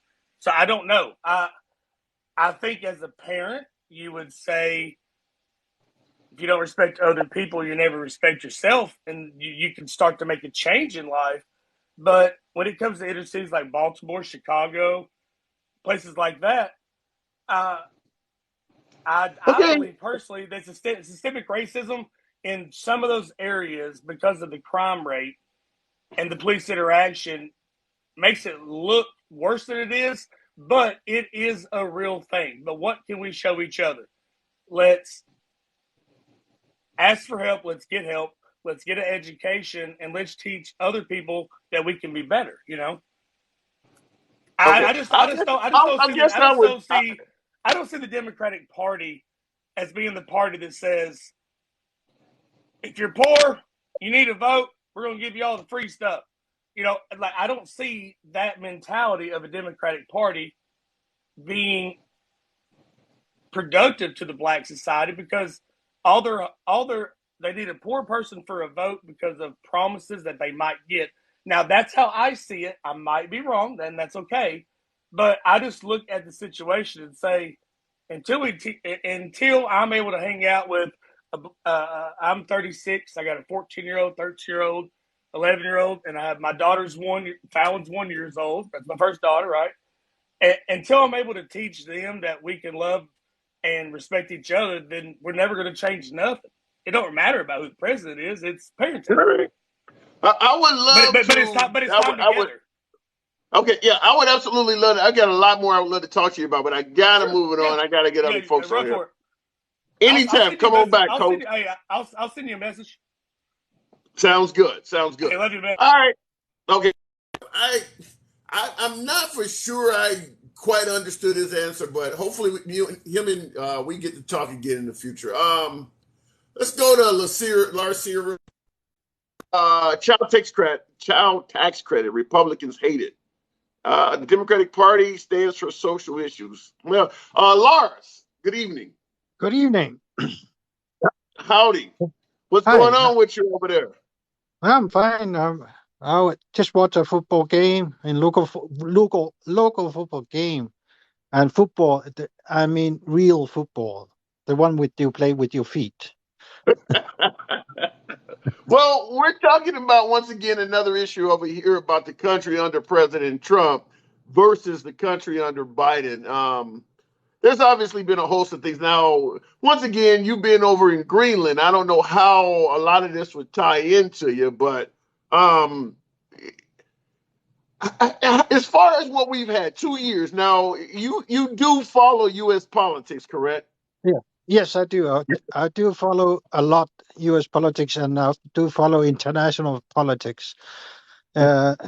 What differences have you seen from an international standpoint, whether in your country, the politics you've heard about, or even locally, now that America has changed its leadership for 2 years almost?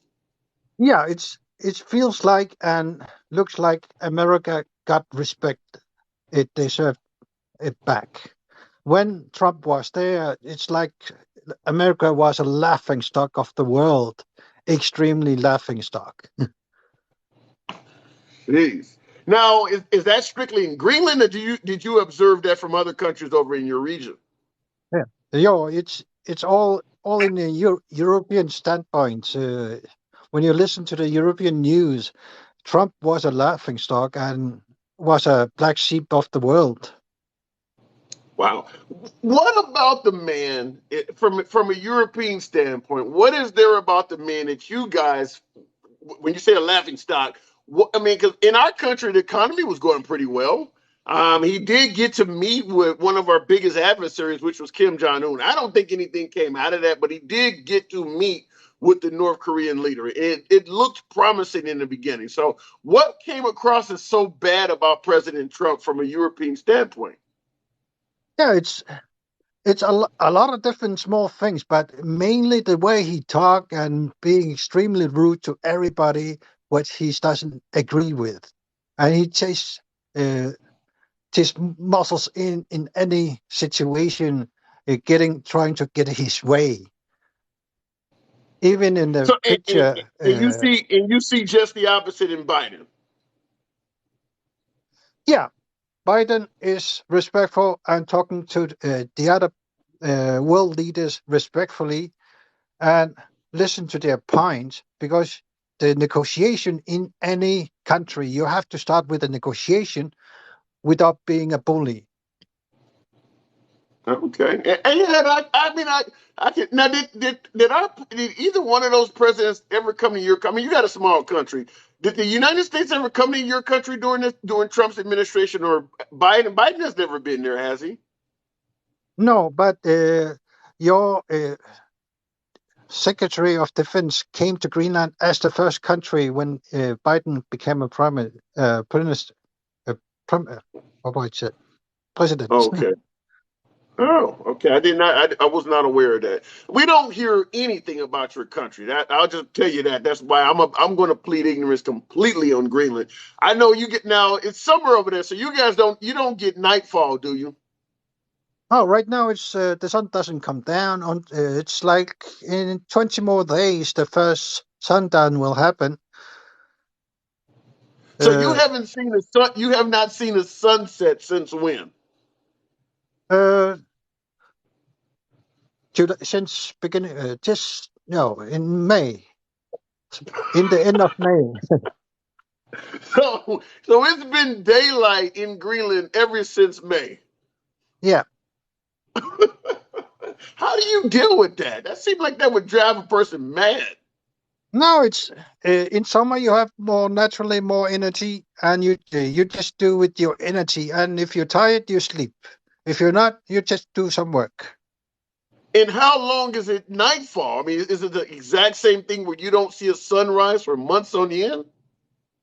Yeah, in winter the sun is gone, but the light is still there, and we have snow, and snow reflects light, and it doesn't. It's not dark. and you see the Milky Way up there. It's beautiful, and if there is a moonlight, you can see everything almost like a daylight. Yeah, but I don't want to see the Milky Way at 4 o'clock in the evening. I mean, that seems. I don't know. I mean, that just seems. Go ahead. Yeah, it's not really 4 o'clock in the evening. It's not dark. There's some the sun is still there, the light still comes through, but it's not. If you imagine a torch shining at you, and if you shine the next to you, you still some see light. It's the same concept. Okay, I got to ask you a question. This came from in the comments. You don't want a weather report. You want to know what your tax rates is. Fast Pass, a friend of the program. How much are you guys taxed over there? Because your government is socialist, right? Yeah, social democratic system. Socialism. It's difficult for Americans to understand between social democratic system and socialism. It's two different things. Give me, elaborate. Tell me, what do you mean when you say it's two different things? Yeah, but socialist, it's like a very close to communism or something like that. Social democratic system is have social system in a nation, but have a capitalist system also. Okay, so what is your tax rate? If you get a paycheck, how much is coming out of it? 43% is out of me, and but then we get for free school. Even if I go to higher educated school, I get paid to go to school. I don't have to pay anything at all, and it provides me with a college room, anything. And if I get sick, the government provides for me, and I have to don't have to pay for anything at all. Even they buy me even the plane ticket to go to hospital if I need to be operated. Wow, 43%.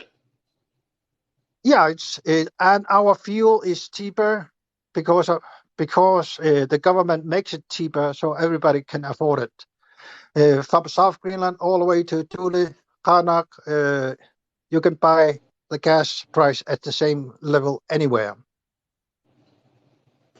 That actually does not sound that bad. And you said, so is healthcare completely covered? Yeah. Okay. And by the way, Kevin Roberts in the comments, Kevin Roberts is saying it's not free gas. No, it's not. He's paying 43% in taxes. But his 43% is getting him more shit than our 20 or 30% that we could afford. In other words, they're taking 43% of his money, but he's able to get more in his life than we will with them only taking 20 to 30%, because the 70% we have left is not enough to buy all of that stuff. Yeah, it's for you to understand. It feels like real freedom because I don't need insurance in my house or in any to have a security in my life. I don't need insurance to have something. What's the cost of living like, though? I mean, do you have your own house? Do you have a car and all of that stuff on your own, or do you have to live with roommates and stuff? Yeah, I don't have a car. I don't need a car. My town is quite small. Anything is by 10, 15 minutes by walking. What about a house? What's your living arrangements like?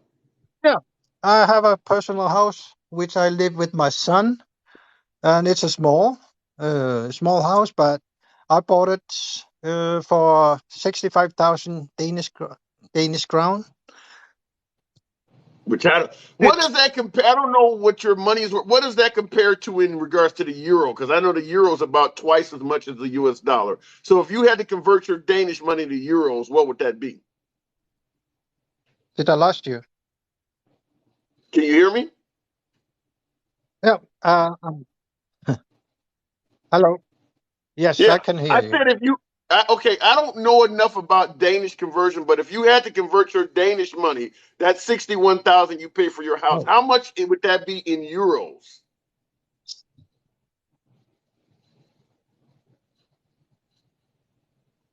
Okay, we have a. Yeah, Can I come back? Yeah. Okay, let's move it on. Apparently, we had a bad connection there, but euros equals 1.02. Yeah. Anyone in this live who likes this go and move. Why is it that if you, and I'm responding to your comment, G Gomez 82, you said that anybody in this live that likes the situation he's painting in Greenland, and you put in capital letters, go and move there. The response, this is just like if you don't like America, then leave. Why is it so damn hard for an American citizen to point out something that they like better in another country without someone trying to kick them out of their homeland?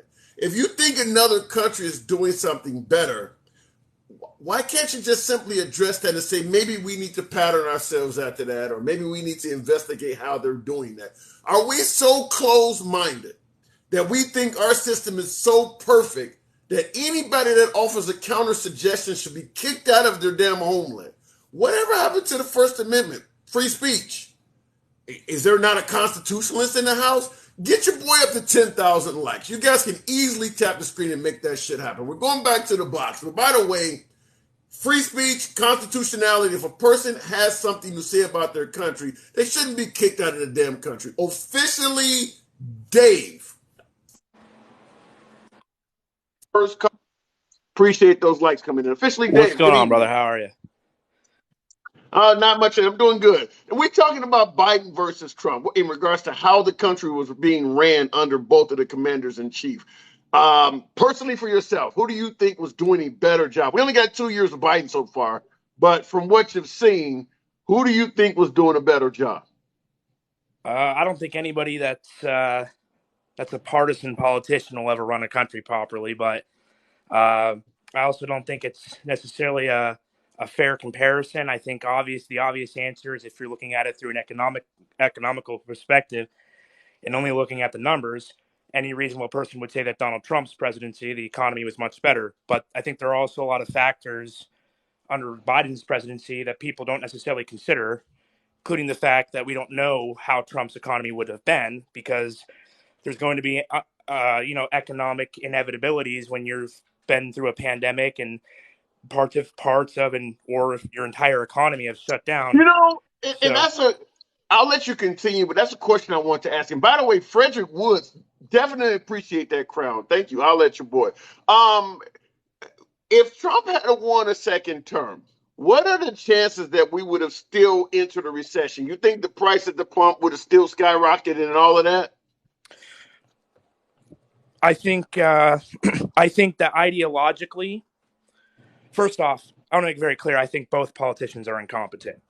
But I think ideologically, Trump's policies may have had less of an economic burden.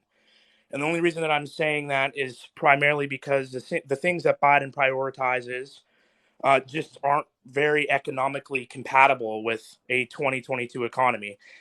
They have a lot of support behind them, but things like gas taxes or moving towards electric vehicle incentives and green energy and reducing fracking, like those are all great ideas that he ran his campaign on.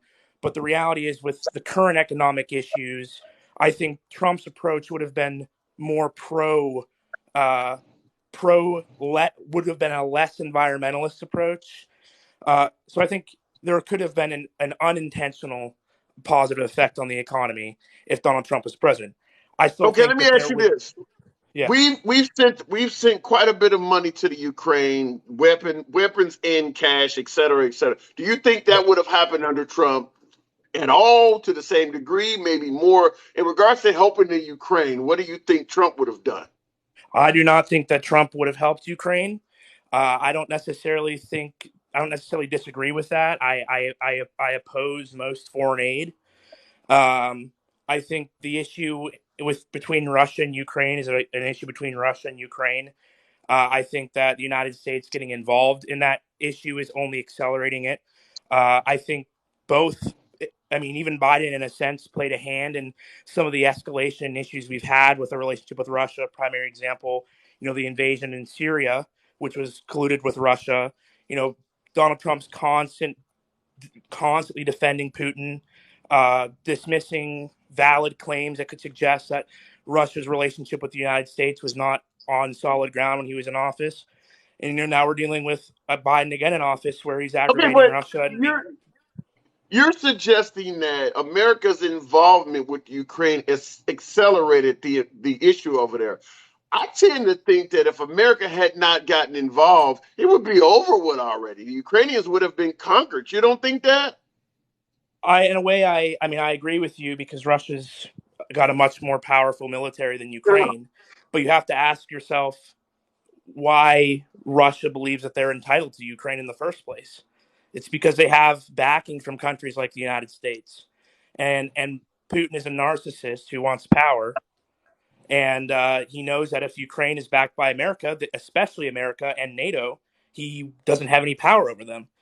So I do think that America is meddling in business that they shouldn't be meddling in, and it wouldn't matter who's in office. I felt the same thing under Trump. For the Okay. most part, I oppose any kind of foreign intervention, but I don't necessarily disagree with you. I do think that the United States backing Ukraine is probably one of the only reasons why Putin has not resorted to nuclear weaponry, and I don't think that they would have Wow. survived if the United States hadn't helped them. Yeah, I think without the United States, without American intervention, this would have been over with. They went in there in February. I would say probably by sometime in March, this would have been over with because the Ukrainians did not have. They obviously had the morality in the bravado, but they didn't have the equipment. I mean, they're losing anyway with our help, but without our help, yeah, this would have been over with a long time ago. All of the intelligence and surveillance and weapons and the javelins and things like that we're giving them. Yeah, without Americans intervention, this would have been over a long time ago. Yeah, I definitely agree. I just don't. I think that Trump's approach would have been what he would want to seem as an innocent, neutral approach. I think his lack of intervention in Ukraine would have been more to do with his relationship with Vladimir Putin and Russia over an actual genuine interest in avoiding foreign conflict. If I would have been in office, my primary interest would have been avoiding intervention in a foreign affair. You know, I think Trump might claim that that would be his basis behind it, but in reality, I mean, I think it would be a fair assessment to say that his relationship with Putin throughout his 4 years was better than his relationship with really anybody Okay. who associated with Ukraine. So I think I do though one thing I do think in reference to foreign policy, I do consider most of what Biden has done in way of foreign policy or been involved with in way of foreign policy to be pretty historically terrible. Give me I give me an example. Give me an example of a historically terrible act from the Biden administration in regards to foreign policy. do you want what things that he's said or things that he's done? Done. We'll go. You can give me both. I'm not going to because as a liberal talking about Trump and the tweets, I Yeah. think what a president says matters as well. But give me either one. Well, first and foremost, because there's going to be people in the comments section who think, I'm just slandering Biden. I'll slander Trump all day too, but I just think that Biden is worse in terms of foreign policy. He has a history of voting for terrible military practices. Voted for the Iraq War, lied about that consistently for years, even while soldiers were in Iraq dying over weapons of mass destruction that didn't exist. Now, mind you, obviously George Bush played a massive role in that, but he continuously defended his vote. Most recently his withdrawal from Afghanistan. This is a guy who stood up on a national stage, and told us, and I'll quote this: "There will never be a scenario in Afghanistan where U.S. soldiers and allies have to be evacuated from the embassy by a helicopter." That's exactly what happened. He told us that the intelligence wasn't suggesting that the Afghan government was going to fall to Islamic extremists. That's exactly what happened. This is a guy that accidentally murdered a UN aid worker and almost a dozen children with a Predator drone because he thought that they were suicide bombers. This is a guy who voted against going to get Osama bin Laden. This is a guy who was part of an administration who dumped billions of dollars into an F-35 program with a plane that can't even fly while discontinuing the F-18 and A-10. I mean, everything this is a guy that got us involved in Whoa, whoa, Syria whoa! after. What do you mean? What do you mean the F-35 can't fly? We have plenty of effective F-35s. I don't get that. Do you know they wear out prematurely? They have numerous critical errors. They've never flown to the extent that they were designed to. But most importantly, he advocated for decommissioning reliable aircraft that were 100% airworthy in favor of an unproven aircraft that was in reality like the SR-71. And Okay, and but and you there, you can't blame the F-35 on. I mean, the F-35 is because of that technology. That jet would have been implemented back in the '90s when Biden was just a senator. You can't blame him for the F-35. but then he followed through with it when he was vice president and did nothing. He Okay. did nothing when the program was failing. What I mean, I don't think Trump does a lot of good things, but what was one of the first things that Trump did when he took office? He reduced the amount of money that was being spent on the F-35 exponentially, and the reality is, the Air Force says it's a failure. Many other entities of government say it's a failure. I mean, it's not necessarily, like I said, it was a program that was started under a previous administration, but there was a lot of decisions that he made, even as a vice president or a president or a politician in general, that What all about just the kind of Muslim ban? You're talking about foreign affairs. Trump wanted to ban all Muslims coming to America. Do you think does that sound like a foreign affair blunder to you, or do you agree with that? I think anybody who bans anybody on the basis of religion is discriminatory and doesn't care about basic human rights. I think Okay. that All right. it's hard to say that you are a pro free speech, but you can try to seemingly justify a prejudice against an entire group of people based only on the grounds of religion. So, I mean, I Okay. think Your answers are, listen, we may not agree on everything, but your opinions are very unbiased. I appreciate that. The I'm a fact that you are libertarian. able So, to, yeah, you're down the middle. I can only appreciate that. yeah, I mean, I think if you gave me a choice between Biden and Trump, I mean, I'll never agree with there are things that I'll never agree with either side fully. I think there's a lot of I think I heard somebody bring this up earlier when they were saying that it was a conversation about, like, I think gun control, and you were talking about how, like, your youth don't like how the economy, people prioritize the economy over some of the other issues or something along those Right. lines. I Yeah. think I think that Donald Trump has serious flaws. I think his personality is completely um, incompatible with what's been historically accepted in this country. I think there's uh, a lot of drama outside of his political career. I think he's scandalous, but I think there are still a lot of people out there who would look. You got to ask yourself this, right? How much do those issues actually affect people? Because right now, like, January 6th was bad, right? And I'm sure the majority of Americans, at least based on the polling that I've seen, think that Trump should be charged, criminally for What January about 6th. yourself? What about yourself? Do you believe he's culpable in the acts of January 6th? I believe that Americans have the right to address their government and overthrow their government at any time. That would include if you are protesting about abortion. I think that this country was founded on the idea that the people are the ultimate power and the government is secondary to the people. I don't morally agree with the reasoning behind it. I think, just like if you rioted at the Capitol and you were a pro-abortion, I would probably disagree with a lot of your logic, Yeah, but I but still think you have a right. what about the idea that the protest at the Capitol building on January 6th was potentially about something that was not even true? Like, folks bring up that Roe versus Wade is based on a lie. The Right. protest that took place on January 6th so far appear to be based on a lie. So you're saying they have the right to overthrow the government, but shouldn't it be based on something that they actually have valid evidence of? No, I mean, there have been riots against the government over taxes.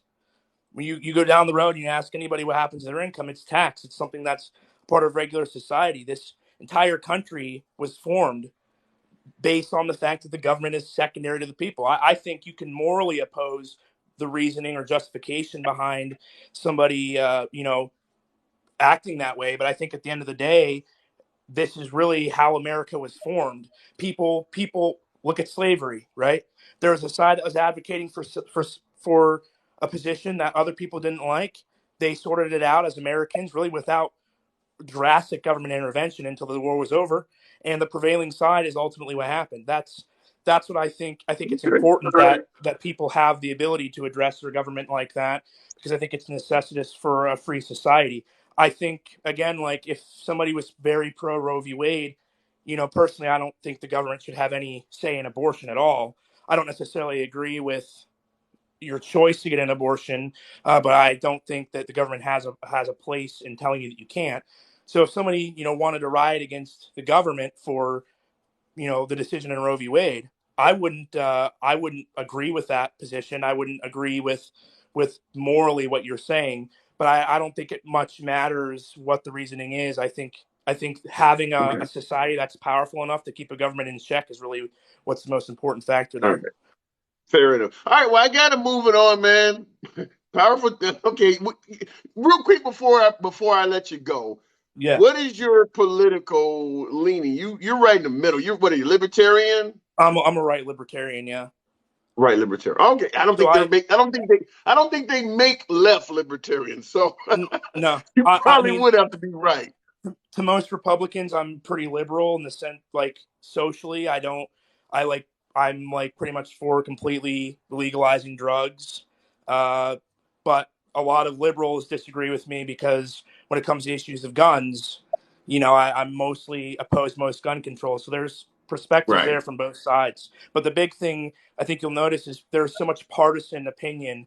People don't want to criticize Trump because they're Republicans. People don't want to criticize Biden because they're Democrats. Whereas somebody like me, I don't really care who you are. If you're wrong, you're wrong, Fair point. I like it. I like your analysis, man. Hey, come on back anytime, man. Good conversation. I appreciate it. Have a good night. All right. You have a good night. You too. You get some folks like that. I like that. Right down the middle. I lean left, so I'm obviously to the left of him, but I like some of the points he makes because I often talk about, folks say, guns aren't the problem, it's people. Guns don't kill people, people do. And I've brought up the point that a bag of crack is not going to kill anybody either. Drugs don't kill people. People using drugs irresponsibly kill people. A bag of cocaine is not going to jump off the table and inject itself into your arm. So if you believe that, people should have personal responsibility around dangerous firearms, I don't see why you would regulate dangerous substances. Personal responsibility, right? All right, going back to the box. This is Chaos 0311. So orange, somebody said there. Good evening, Chaos. Can you hear me? I can. How you doing, brother? I'm doing good. We talk about Trump versus Biden in regards to the condition of the country under both commanders in chief. Do you see the betterment from either one of them? Do you see any difference? Yeah, there's a huge difference. I would say things were better under Trump. And I can say it kind of swayed me a little bit because I was not originally Republican. I didn't vote in 2016. I just registered as a Republican in 2018. So I haven't been a Republican that long. But seeing exactly what he did actually, made me want to switch sides. And one of the main things that I noticed the difference is exactly how each of them are portrayed in the media, right? So, like, for example, the Southern Wall, right? Right. Built by the construction started under Obama, and it was like, oh, this is great. This is for our border security. And then after the second term, just forget it. Like it's as a failed project, right? And then Trump starts building the wall again, continuing where Obama left off, and all of a sudden it's racism, right? And it just seems like everything that Trump did was somehow some sort of trespass against other people, and it kind of like made me think like, well, if this part isn't true, then what else isn't true? And it made me look deeper, and that's when I started to actually look at people. Let me interrupt you and say this. When you say you're watching the news or the media and you see how bad Trump is getting trounced, my first response would be, you're obviously watching the mainstream media, because if you watch the right-wing media, they did the exact same thing to Biden, and they're now doing the same thing to Trump. So that happens on both sides. I mean, like, you talking about all the lies they told, like all the lies they told in regards to Trump, or the fact that they went after Trump from day one. All of that happened to Obama. You just probably didn't see it because you were probably not watching right-wing media. Well, during the time of Obama, I was actually in the service, so I didn't really watch much of anything at that time. So. Okay, fair enough. Fair enough. All right. But during that period of time, like to me, politics didn't really matter to me because, I mean, at the end of the day, you think about it. At that time, it was like no matter who's in office, shit's not going to improve, right? Like we're not really usually affected by it. It just seemed like all of a sudden, like as soon as Trump became president, it's like now that's like everybody's identity, right? Like I can literally go into a crowd of people, and if they suspect that I'm a Trump supporter, right? Okay. I'm automatically vilified and hated, right? Like not Why even do you knowing think anything else that about me. is? Why do you think that? Why do you think that is?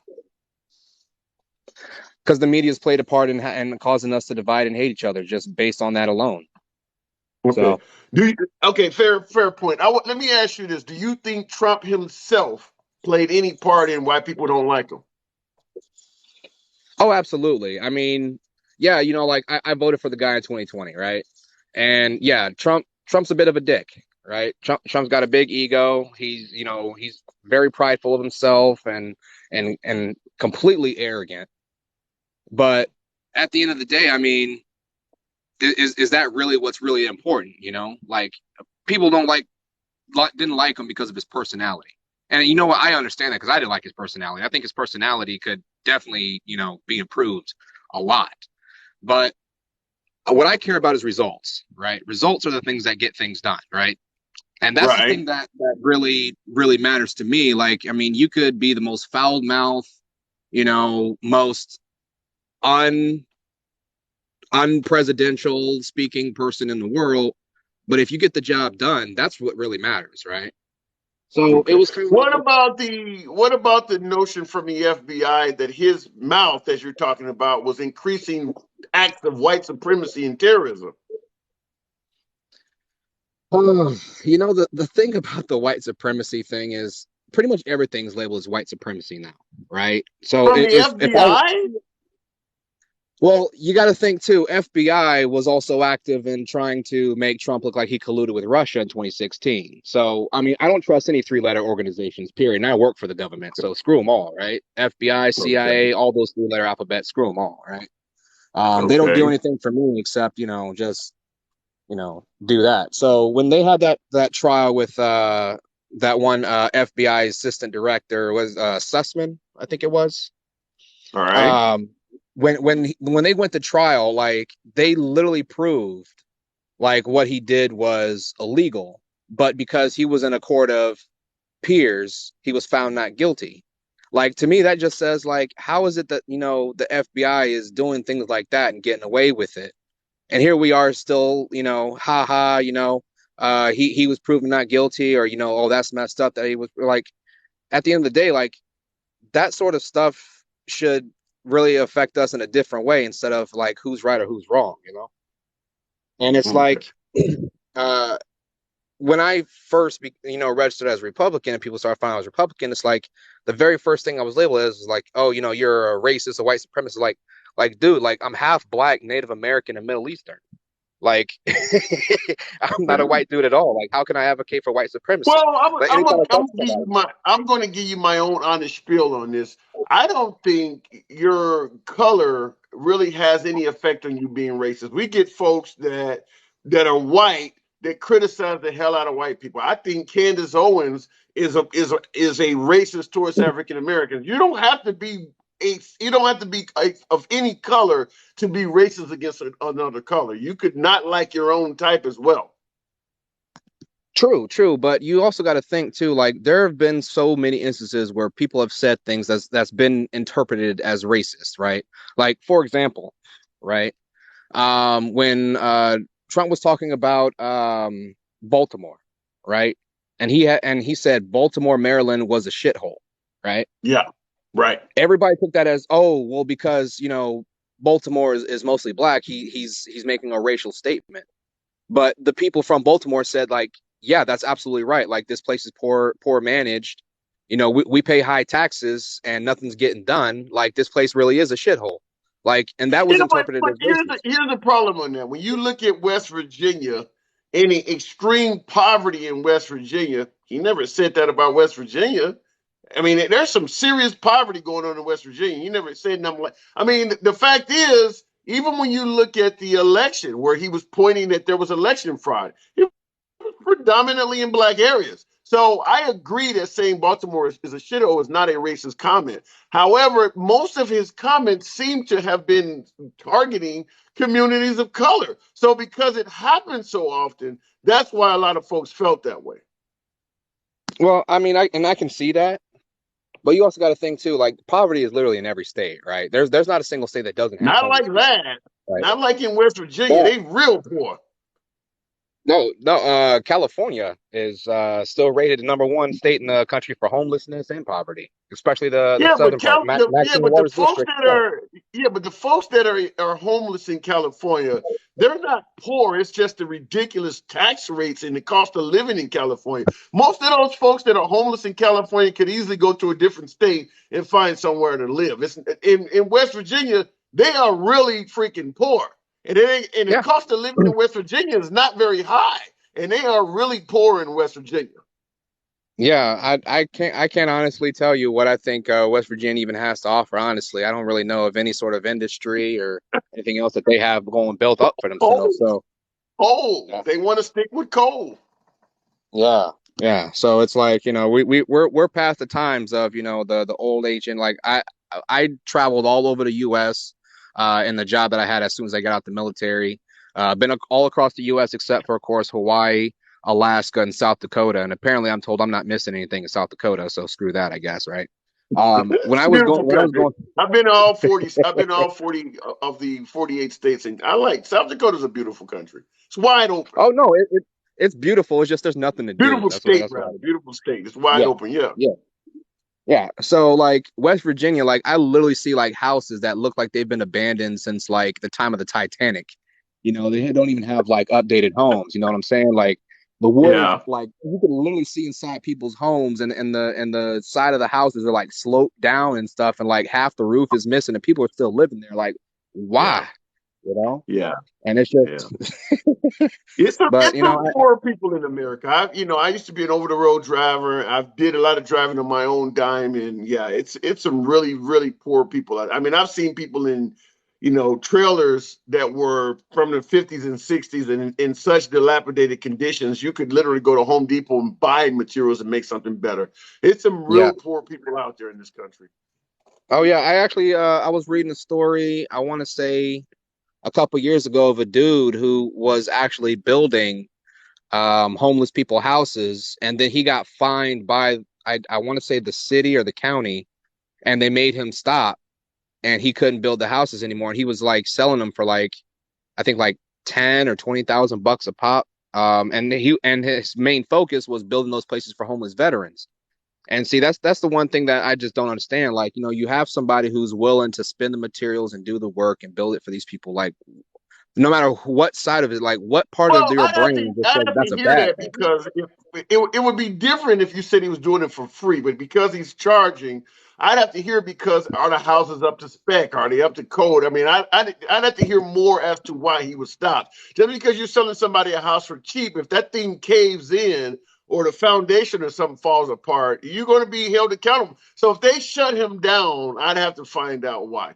Real quick, before I move on, in regards to Trump and Biden, I guess who do you think was more? Who do you think is more beneficial to unifying this country, considering how divided we are? Between the two, I'm going to be honest. I'm going to say neither. Because okay, so Trump made his announcement, I think like 3 or 4 days ago, that he's going to run again, and he's coming for revenge. It's like, if revenge is your motive for running again, don't. Honestly, he really revenge said is not. That he said he's coming for revenge. How did he word that? I didn't hear that. He said like he's going to make everybody pay, right? He's going to make certain people pay, right? So he's already started. Okay, he just filed a lawsuit against CNN. So he's really going after everybody. You're saying that Trump announced he's probably going to run. He's going to be on a campaign of revenge. But when I ask you who's better for unity, you're saying Biden is equally as bad as that? Yeah. I'll say Biden is equally bad because you think about it, Biden has blamed every single mishap or every dereliction of duty on either Republicans or Putin. Right? It's Well, nobody's fault. Putin's He not in the can't even take country. Putin responsibility. doesn't count. He's not in the country. You're not going to get unity by being in favor or against Putin. He's a foreign leader. Right. But the thing is, it's like, if it's not Putin, it's always the Republicans' fault. And it's like, when he coined that term ultra MAGA, right? And that's supposed to be insulting to Republicans. It's like, do they not know, like, that doesn't really sound that offensive? And they literally spent 6 months coming up with that term and actually paid people to do a study to come up with that term. And Republicans adopted it for free, right? That was a free thing that was given to us. I didn't know they pay. If they did research and pay for it, then yeah, that would be horrible. All right, man, I got to move it on. Hey, come on back anytime, man. This is our first time talking, right? Yeah. I've been in the box a couple times, but you've got in a real good conversation. I didn't want to mess that up or nothing like that. So I'll be still here watching you and stuff like that. It's really good to have somebody at least on the other side that's actually willing to talk and not call me a racist every 5 minutes. You know what I'm saying? I like and you won't get that here. It's a pleasure talking to you, man. You have a good evening. You too, man. Take it easy. All right, you too. Okay. So, see Pete in the comments. Pete Elias said a red wave is coming. Yours truly, I have stated that I do believe that we're looking at a potential red wave, but I will tell you this: as the days continue to develop, that red wave, at least in my analysis, is getting smaller, mainly because despite the bad economics of President Biden, the Republicans are literally really trying their best to snatch defeat from the jaws of victory. This is the time when President Biden is screwing up all over the place to go in your basement and chill. That's what Biden did when it came to the 2020 election. The polls are showing that Trump was looking horrible. Don't go out there and stutter or missay words. Just chill. Your opponent is screwing up. Whereas on the Republican side, you got turning back Roe versus Wade. You got Republicans voting against trying to codify same-sex marriage by a tune of 80% of them were not in favor of same-sex marriage. I played you a video of Ted Cruz saying all kinds of, what did he say? My pronoun is kiss my ass and stuff. That stuff is not helping. You could skate to victory if you don't do dumb stuff like that. All of the stuff that I'm saying, most likely MAGA loves that. But MAGA's already going to vote for that side. You don't need to say that. You can save that shit to after the midterm. So the Republicans are doing things to screw up what should have been a very easy red wave. I strongly believe that. You got states now negotiating banning contraceptives. They claim that Roe versus Wade was returning things back to the states, yet there is legislation in many states to prevent a woman from going to a different state and seeking the same abortion, which is clearly proven that that's false. And then obviously we can argue back and forth about strengthening gun laws and things like that. But the Republicans are probably making way too many moves this close to the midterms that are pissing people off. And that is including what Chris Christie suggested, that Donald Trump should not announce a run before the midterms because he too is toxic. All you had to do is skate to victory. Biden is not doing anything to brag about. All you had to do is skate to victory, but they can't stop talking. It's like having a guy in the interrogation room that can't stop talking. Just shut up and ask for a lawyer. Going back to the box. L.A. Cooper.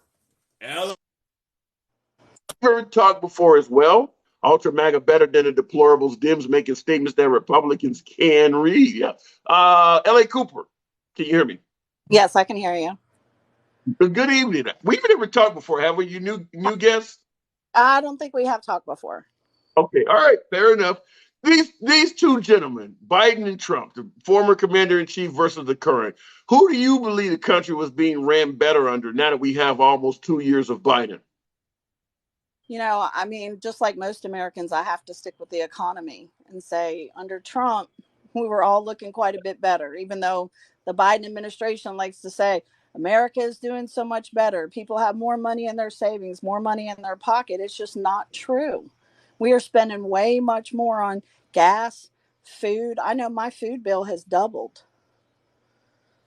You know, Okay, fair, and I agree with that. But what about if Trump was reelected a second time? Do you think the economy would have took a nosedive under a second term of Trump from the stimulus and the pandemic and things like that? Is this something? I guess the question I'm asking is a downslide of the economy something that was going to happen no matter who got elected?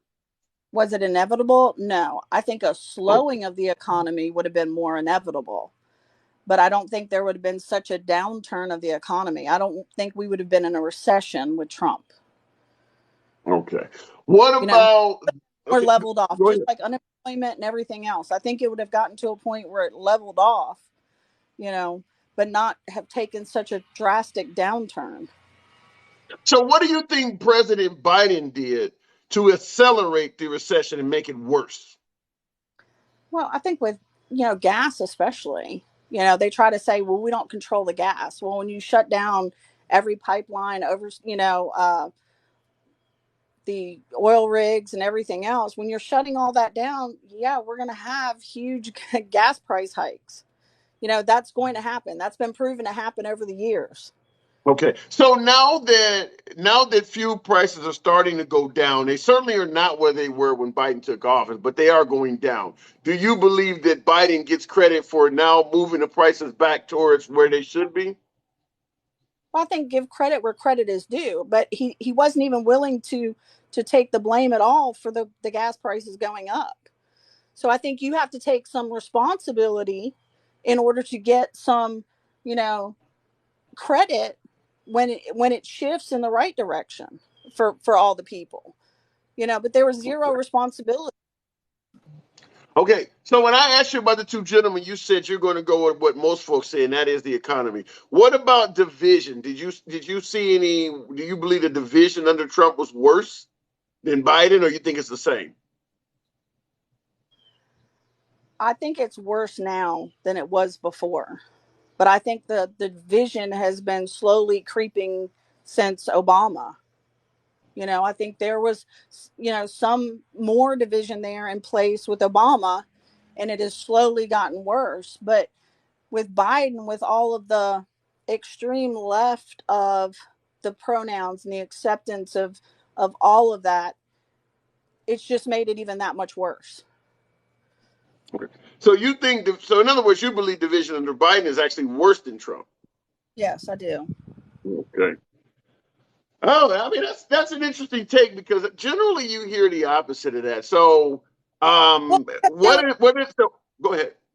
people had more of a unified hate towards Trump, mainly just him. A And unified hate.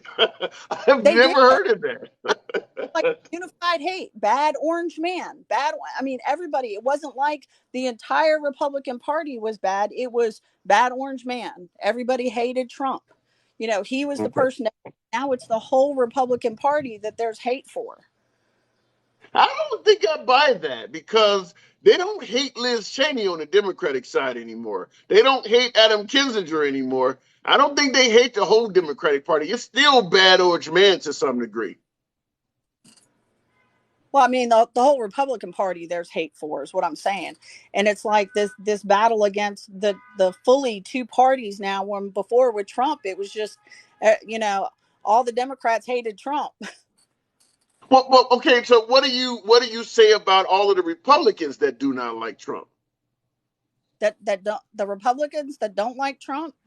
Yeah, the Bush family, the McCain family, the Romneys. You got Kinzinger, you got Cheney now. There's a lot of established Republicans that don't like Trump. I think everybody. I think there's a lot of other Republicans that don't like Trump either, too. Trump wasn't a career politician.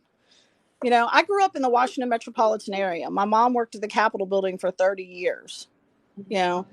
So that's the way politicians are. They're like this, big together group.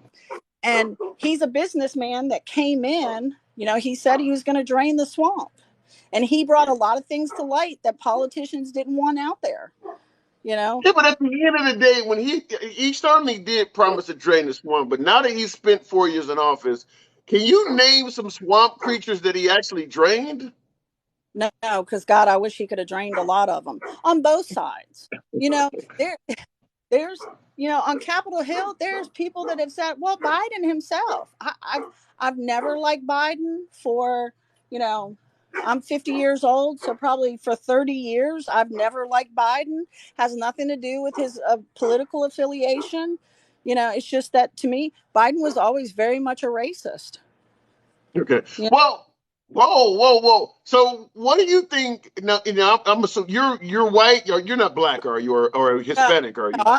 I'm white. I grew up in a Okay. black community. All right, fair. So, I went to what makes you I, what makes you believe, based on Biden's past? Okay, what makes you suggest that Biden is racist? his crime bill. The things that he said as far as, not wanting his kids to be in any kind of public school because of the ethnicity of the public schools and stuff like that. Biden has really, truly always been a racist in my mind. I think a lot of other people's too. So, what about Trump? You think Trump is, all encompassing? You don't see any racist issues with Trump at all? I don't think you can ever not see any kind of racist issues with anybody. I think there's plenty of white on white racism, black on black racism. No, I no, think no. everybody. I mean, if you look at Trump, have you seen anything as far as you are personally concerned from Trump that would lead you to believe he is not favorable to the African American community? No, because I think even with what he gave as far as with the black colleges and with what he was doing as far as unemployment and his focus as far as with I can't remember his name, the politician that was working on urban housing. He was the urban housing and development. What was his name? I can't remember his name. So Ben Carson? Carson.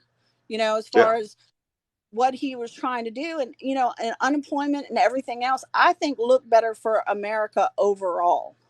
So let me ask you, why do you think, you can give me whatever answer, I'm fine with that, but why do you think so many African Americans view Trump as racist? If he's not, in your opinion, but why do you think they're thinking that? He's the rich white man, who epitomizes what a white supremacist may be in their eyes. Well, but when you look at rich Becomes white very men, old man Bill money. Bill Bill Clinton is a rich white man, and they called him the first black president. So it's got to be more than just being a rich white person. Oh Lord, I don't like Bill Clinton because I cannot stand what Bill Clinton did to Right, the. but I get that you're not a liberal, but I'm just simply saying, what is it about Trump that's causing African Americans to think that he's racist when I can name, hell, Tom Hanks is a rich white man. Nobody thinks he's a racist. So what's making folks think that Trump is racist? It's got to be beyond just simply being rich and white. Because I think it was put out there so much in the media, and they were like, he won't denounce this, he won't denounce white supremacy, he won't denounce the KKK. Well, regardless of how many times he actually did it, they kept on saying he won't denounce it, he won't say that he's not for them. Okay, so um, Trump tweeted out. Now, I bring this up all the time. Trump tweeted out. By the way, folks, tap the screen, get your boy to 15,000 likes. Y'all can make that happen. My patriots out there. Even if you don't believe shit I'm saying, I appreciate having you here. Trump tweeted out that African Americans were responsible for 81% of white homicides. The actual number is 13%. And Bill O'Reilly called him out on it. I got a video on YouTube about it where you can see it and you don't hear it from CNN, or it's actually Trump admitting it. And the real number is 13%. And my spiel on that is, if I'm white and I believe the President Trump, and I believe what he's saying, that if I'm going to be a victim of a homicide, chances are absolutely great to the tune of 81% that the killer is going to be black. If I seen a black person coming on the street, I would either get on the other side of the street or put my hand on my gun. He was called out on that. He didn't apologize or anything. How do you view that? Oh, I totally think it was wrong of him to do that. But I think politicians do that all the time as far as statistics. They pull some number out of their rear end and throw it out there, or some statement. I mean, it's even like, to bring up Biden talking about the oil, in Delaware and how he has cancer. I mean, was him having cancer related to the speech that he was giving? No, but he threw that out there for some sort of effect, that wasn't Right. there. Well, but and let's go with that. You said Biden threw that out there for an effect. If you throw something out there for an effect, then that means something's going to happen. So if Trump throws out this number that paints African Americans as wholesale killers of whites and he doesn't apologize, in your opinion, how should the African American community take that? In my opinion, he should have apologized for it. In Right. my opinion, and because he did not, how do you think the African American community should take that? Negatively, of course. I think any person would take that negatively. I'm certainly not going to sit back and defend things that any politician has done wrong. It's not one of those stand behind a politician thick or thin, which I think a lot of Democrats do. I happily say there are a lot of things that Trump did wrong. Okay, Twitter. what about, and I'm only asking you because we were talking about the two gentlemen and the racism issues. What about, have you familiar with that whole Central Park 5 incident? No, I didn't even watch the Netflix show on it because I just haven't gotten to it. It's in my queue to watch it because I do watch a lot of shows like that. Well, but no, I'll give you a quick brief. I'll give you a brief spiel on it. It was 5 African Americans that were charged with, I believe, raping and killing a white woman, and they served a lengthy period of time in prison for it. Trump took out a huge 2-page ad in the New York paper saying that, called them all kinds of, referred to them horribly, suggested that they should be hung. Turns out those 5 men were totally innocent and later exonerated of that crime. They were not only were they exonerated, Trump, not only did he not apologize, he doubled down on that. And the African community is obviously very upset with the way the president handled that. How would you view that? Well, of course I would view that as wrong. I mean, I'm against anything like that. I think as far as our justice system, there's a lot of things that needs to be handled, changed. I don't think defunding the police is a part of it, but I do think that there are a lot of things that need to be changed within our justice system. Okay. The only reason I'm pointing this to about is because you were mentioning, the Biden policies, and some folks mentioned the vote for me, you ain't black thing. And then when it comes to Trump, it's often what the media makes him look bad. And I'm just trying to point out to you that he's actually doing stuff. It's not necessarily the media. He too, just like vote for me or you ain't black, he's actually done stuff. So the racial views, whether you think it's racist or not, is a different debate. But I'm just simply saying that folks who have that issue that they think he's racist, it's actually based on things he's actually done as opposed to some media personality telling you about him. I'm not saying that people don't have validity in their feelings, I'm saying I think both of them have been after dividing. I think all politicians are about dividing the people, because if we were all as one, there would be less things for us to fight about, period. You can't tell me without politics completely, that we all wouldn't find a way to work together and to completely end racial issues and completely end. Like I said, I grew up as a minority. I went to T.C. Williams High School. I grew up in Northern Virginia. I hung out in Suitland, Maryland, and Southeast D.C. Most of my friends growing up, part of my family, they're black. I'm not one of those white people that says, I don't see color. Everybody sees color. Don't be stupid. Yeah, that's true. But I don't see color racially in a way that my whole thing is I judge any person on the merit of that person. Fair enough. All right. Well, I do got to move it on. Appreciate you coming through. Like you said, it's our first time talking. You're always welcome back. We don't have to agree on everything. That's not the goal. The goal is that unlike Washington, the fact that we can be on both sides of the aisle and actually have a decent conversation with some dialogue, that's all we're here for. So you're always Right. welcome back. We need to All talk right. because we all are Americans. I appreciate 100% agree. 100% agree. All right. Well, you have a good night. Catch you on the next one. All right. All right. You too. Okay. In the comments real quick, Just Dez 1976 said all the rappers and celebrities loved Trump before he was president. That is 100% true. Bill Gates, Donald Trump, let me hear you now. Lyrics from the Nelly song there. But at the same time, nobody was saying that Obama was born in Kenya when he was a senator. I never heard that an infant's blood was actually consumable by the Clintons until she tried to run for president. Binders of women? A Mormon like Mitt Romney? Seriously? The only point I'm trying to make is if you believe that only Trump got demonized when he ran for president, you'd have to be biased in favor of Trump. Because Trump himself was suggesting that Barack Obama was born in Kenya.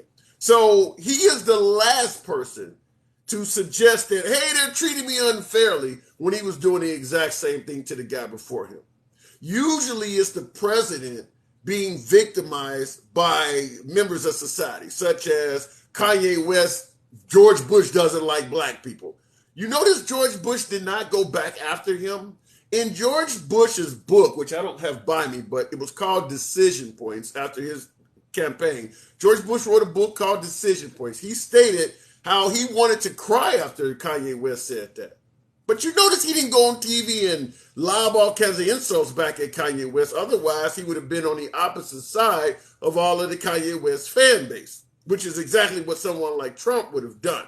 But I'm just pointing out that all presidents get demonized when they run for office. It's not just something that Trump is enduring. The only difference with Trump is that he is the only president that was involved in demonization of previous presidents. None of the other guys, whether they're right or left, was doing that kind of shit. Trump was the only one that was doing that. So it happened to him in return. I think that's called karma. It's what it is. You don't do it to someone else. What they say, what is the phrase, do unto others or something like that? You're going to treat the former president, you're on television with Sheriff Joe Pio claiming the guy's born in Kenya and all of this shit. You win and become president, and you think you're going to have smooth sailing after doing all of that? Okay. That would be like Maxine Waters becoming president and complaining that the Republicans have been against her since day one. After all of the shit she said about Trump. Be unbiased, folks. Not asking you to love liberals or nothing crazy like that, and I'm not asking the liberals to suddenly become MAGA folks. I'm just saying be willing to call a strike no matter who's up to bat. Spade a spade, no matter who has the cards in their hand. Don't show your bias. I got to end the program for now. I got to make a run. Catch you guys later. You guys have been wonderful. It's your boy Tim, the handsome liberal. I'm out.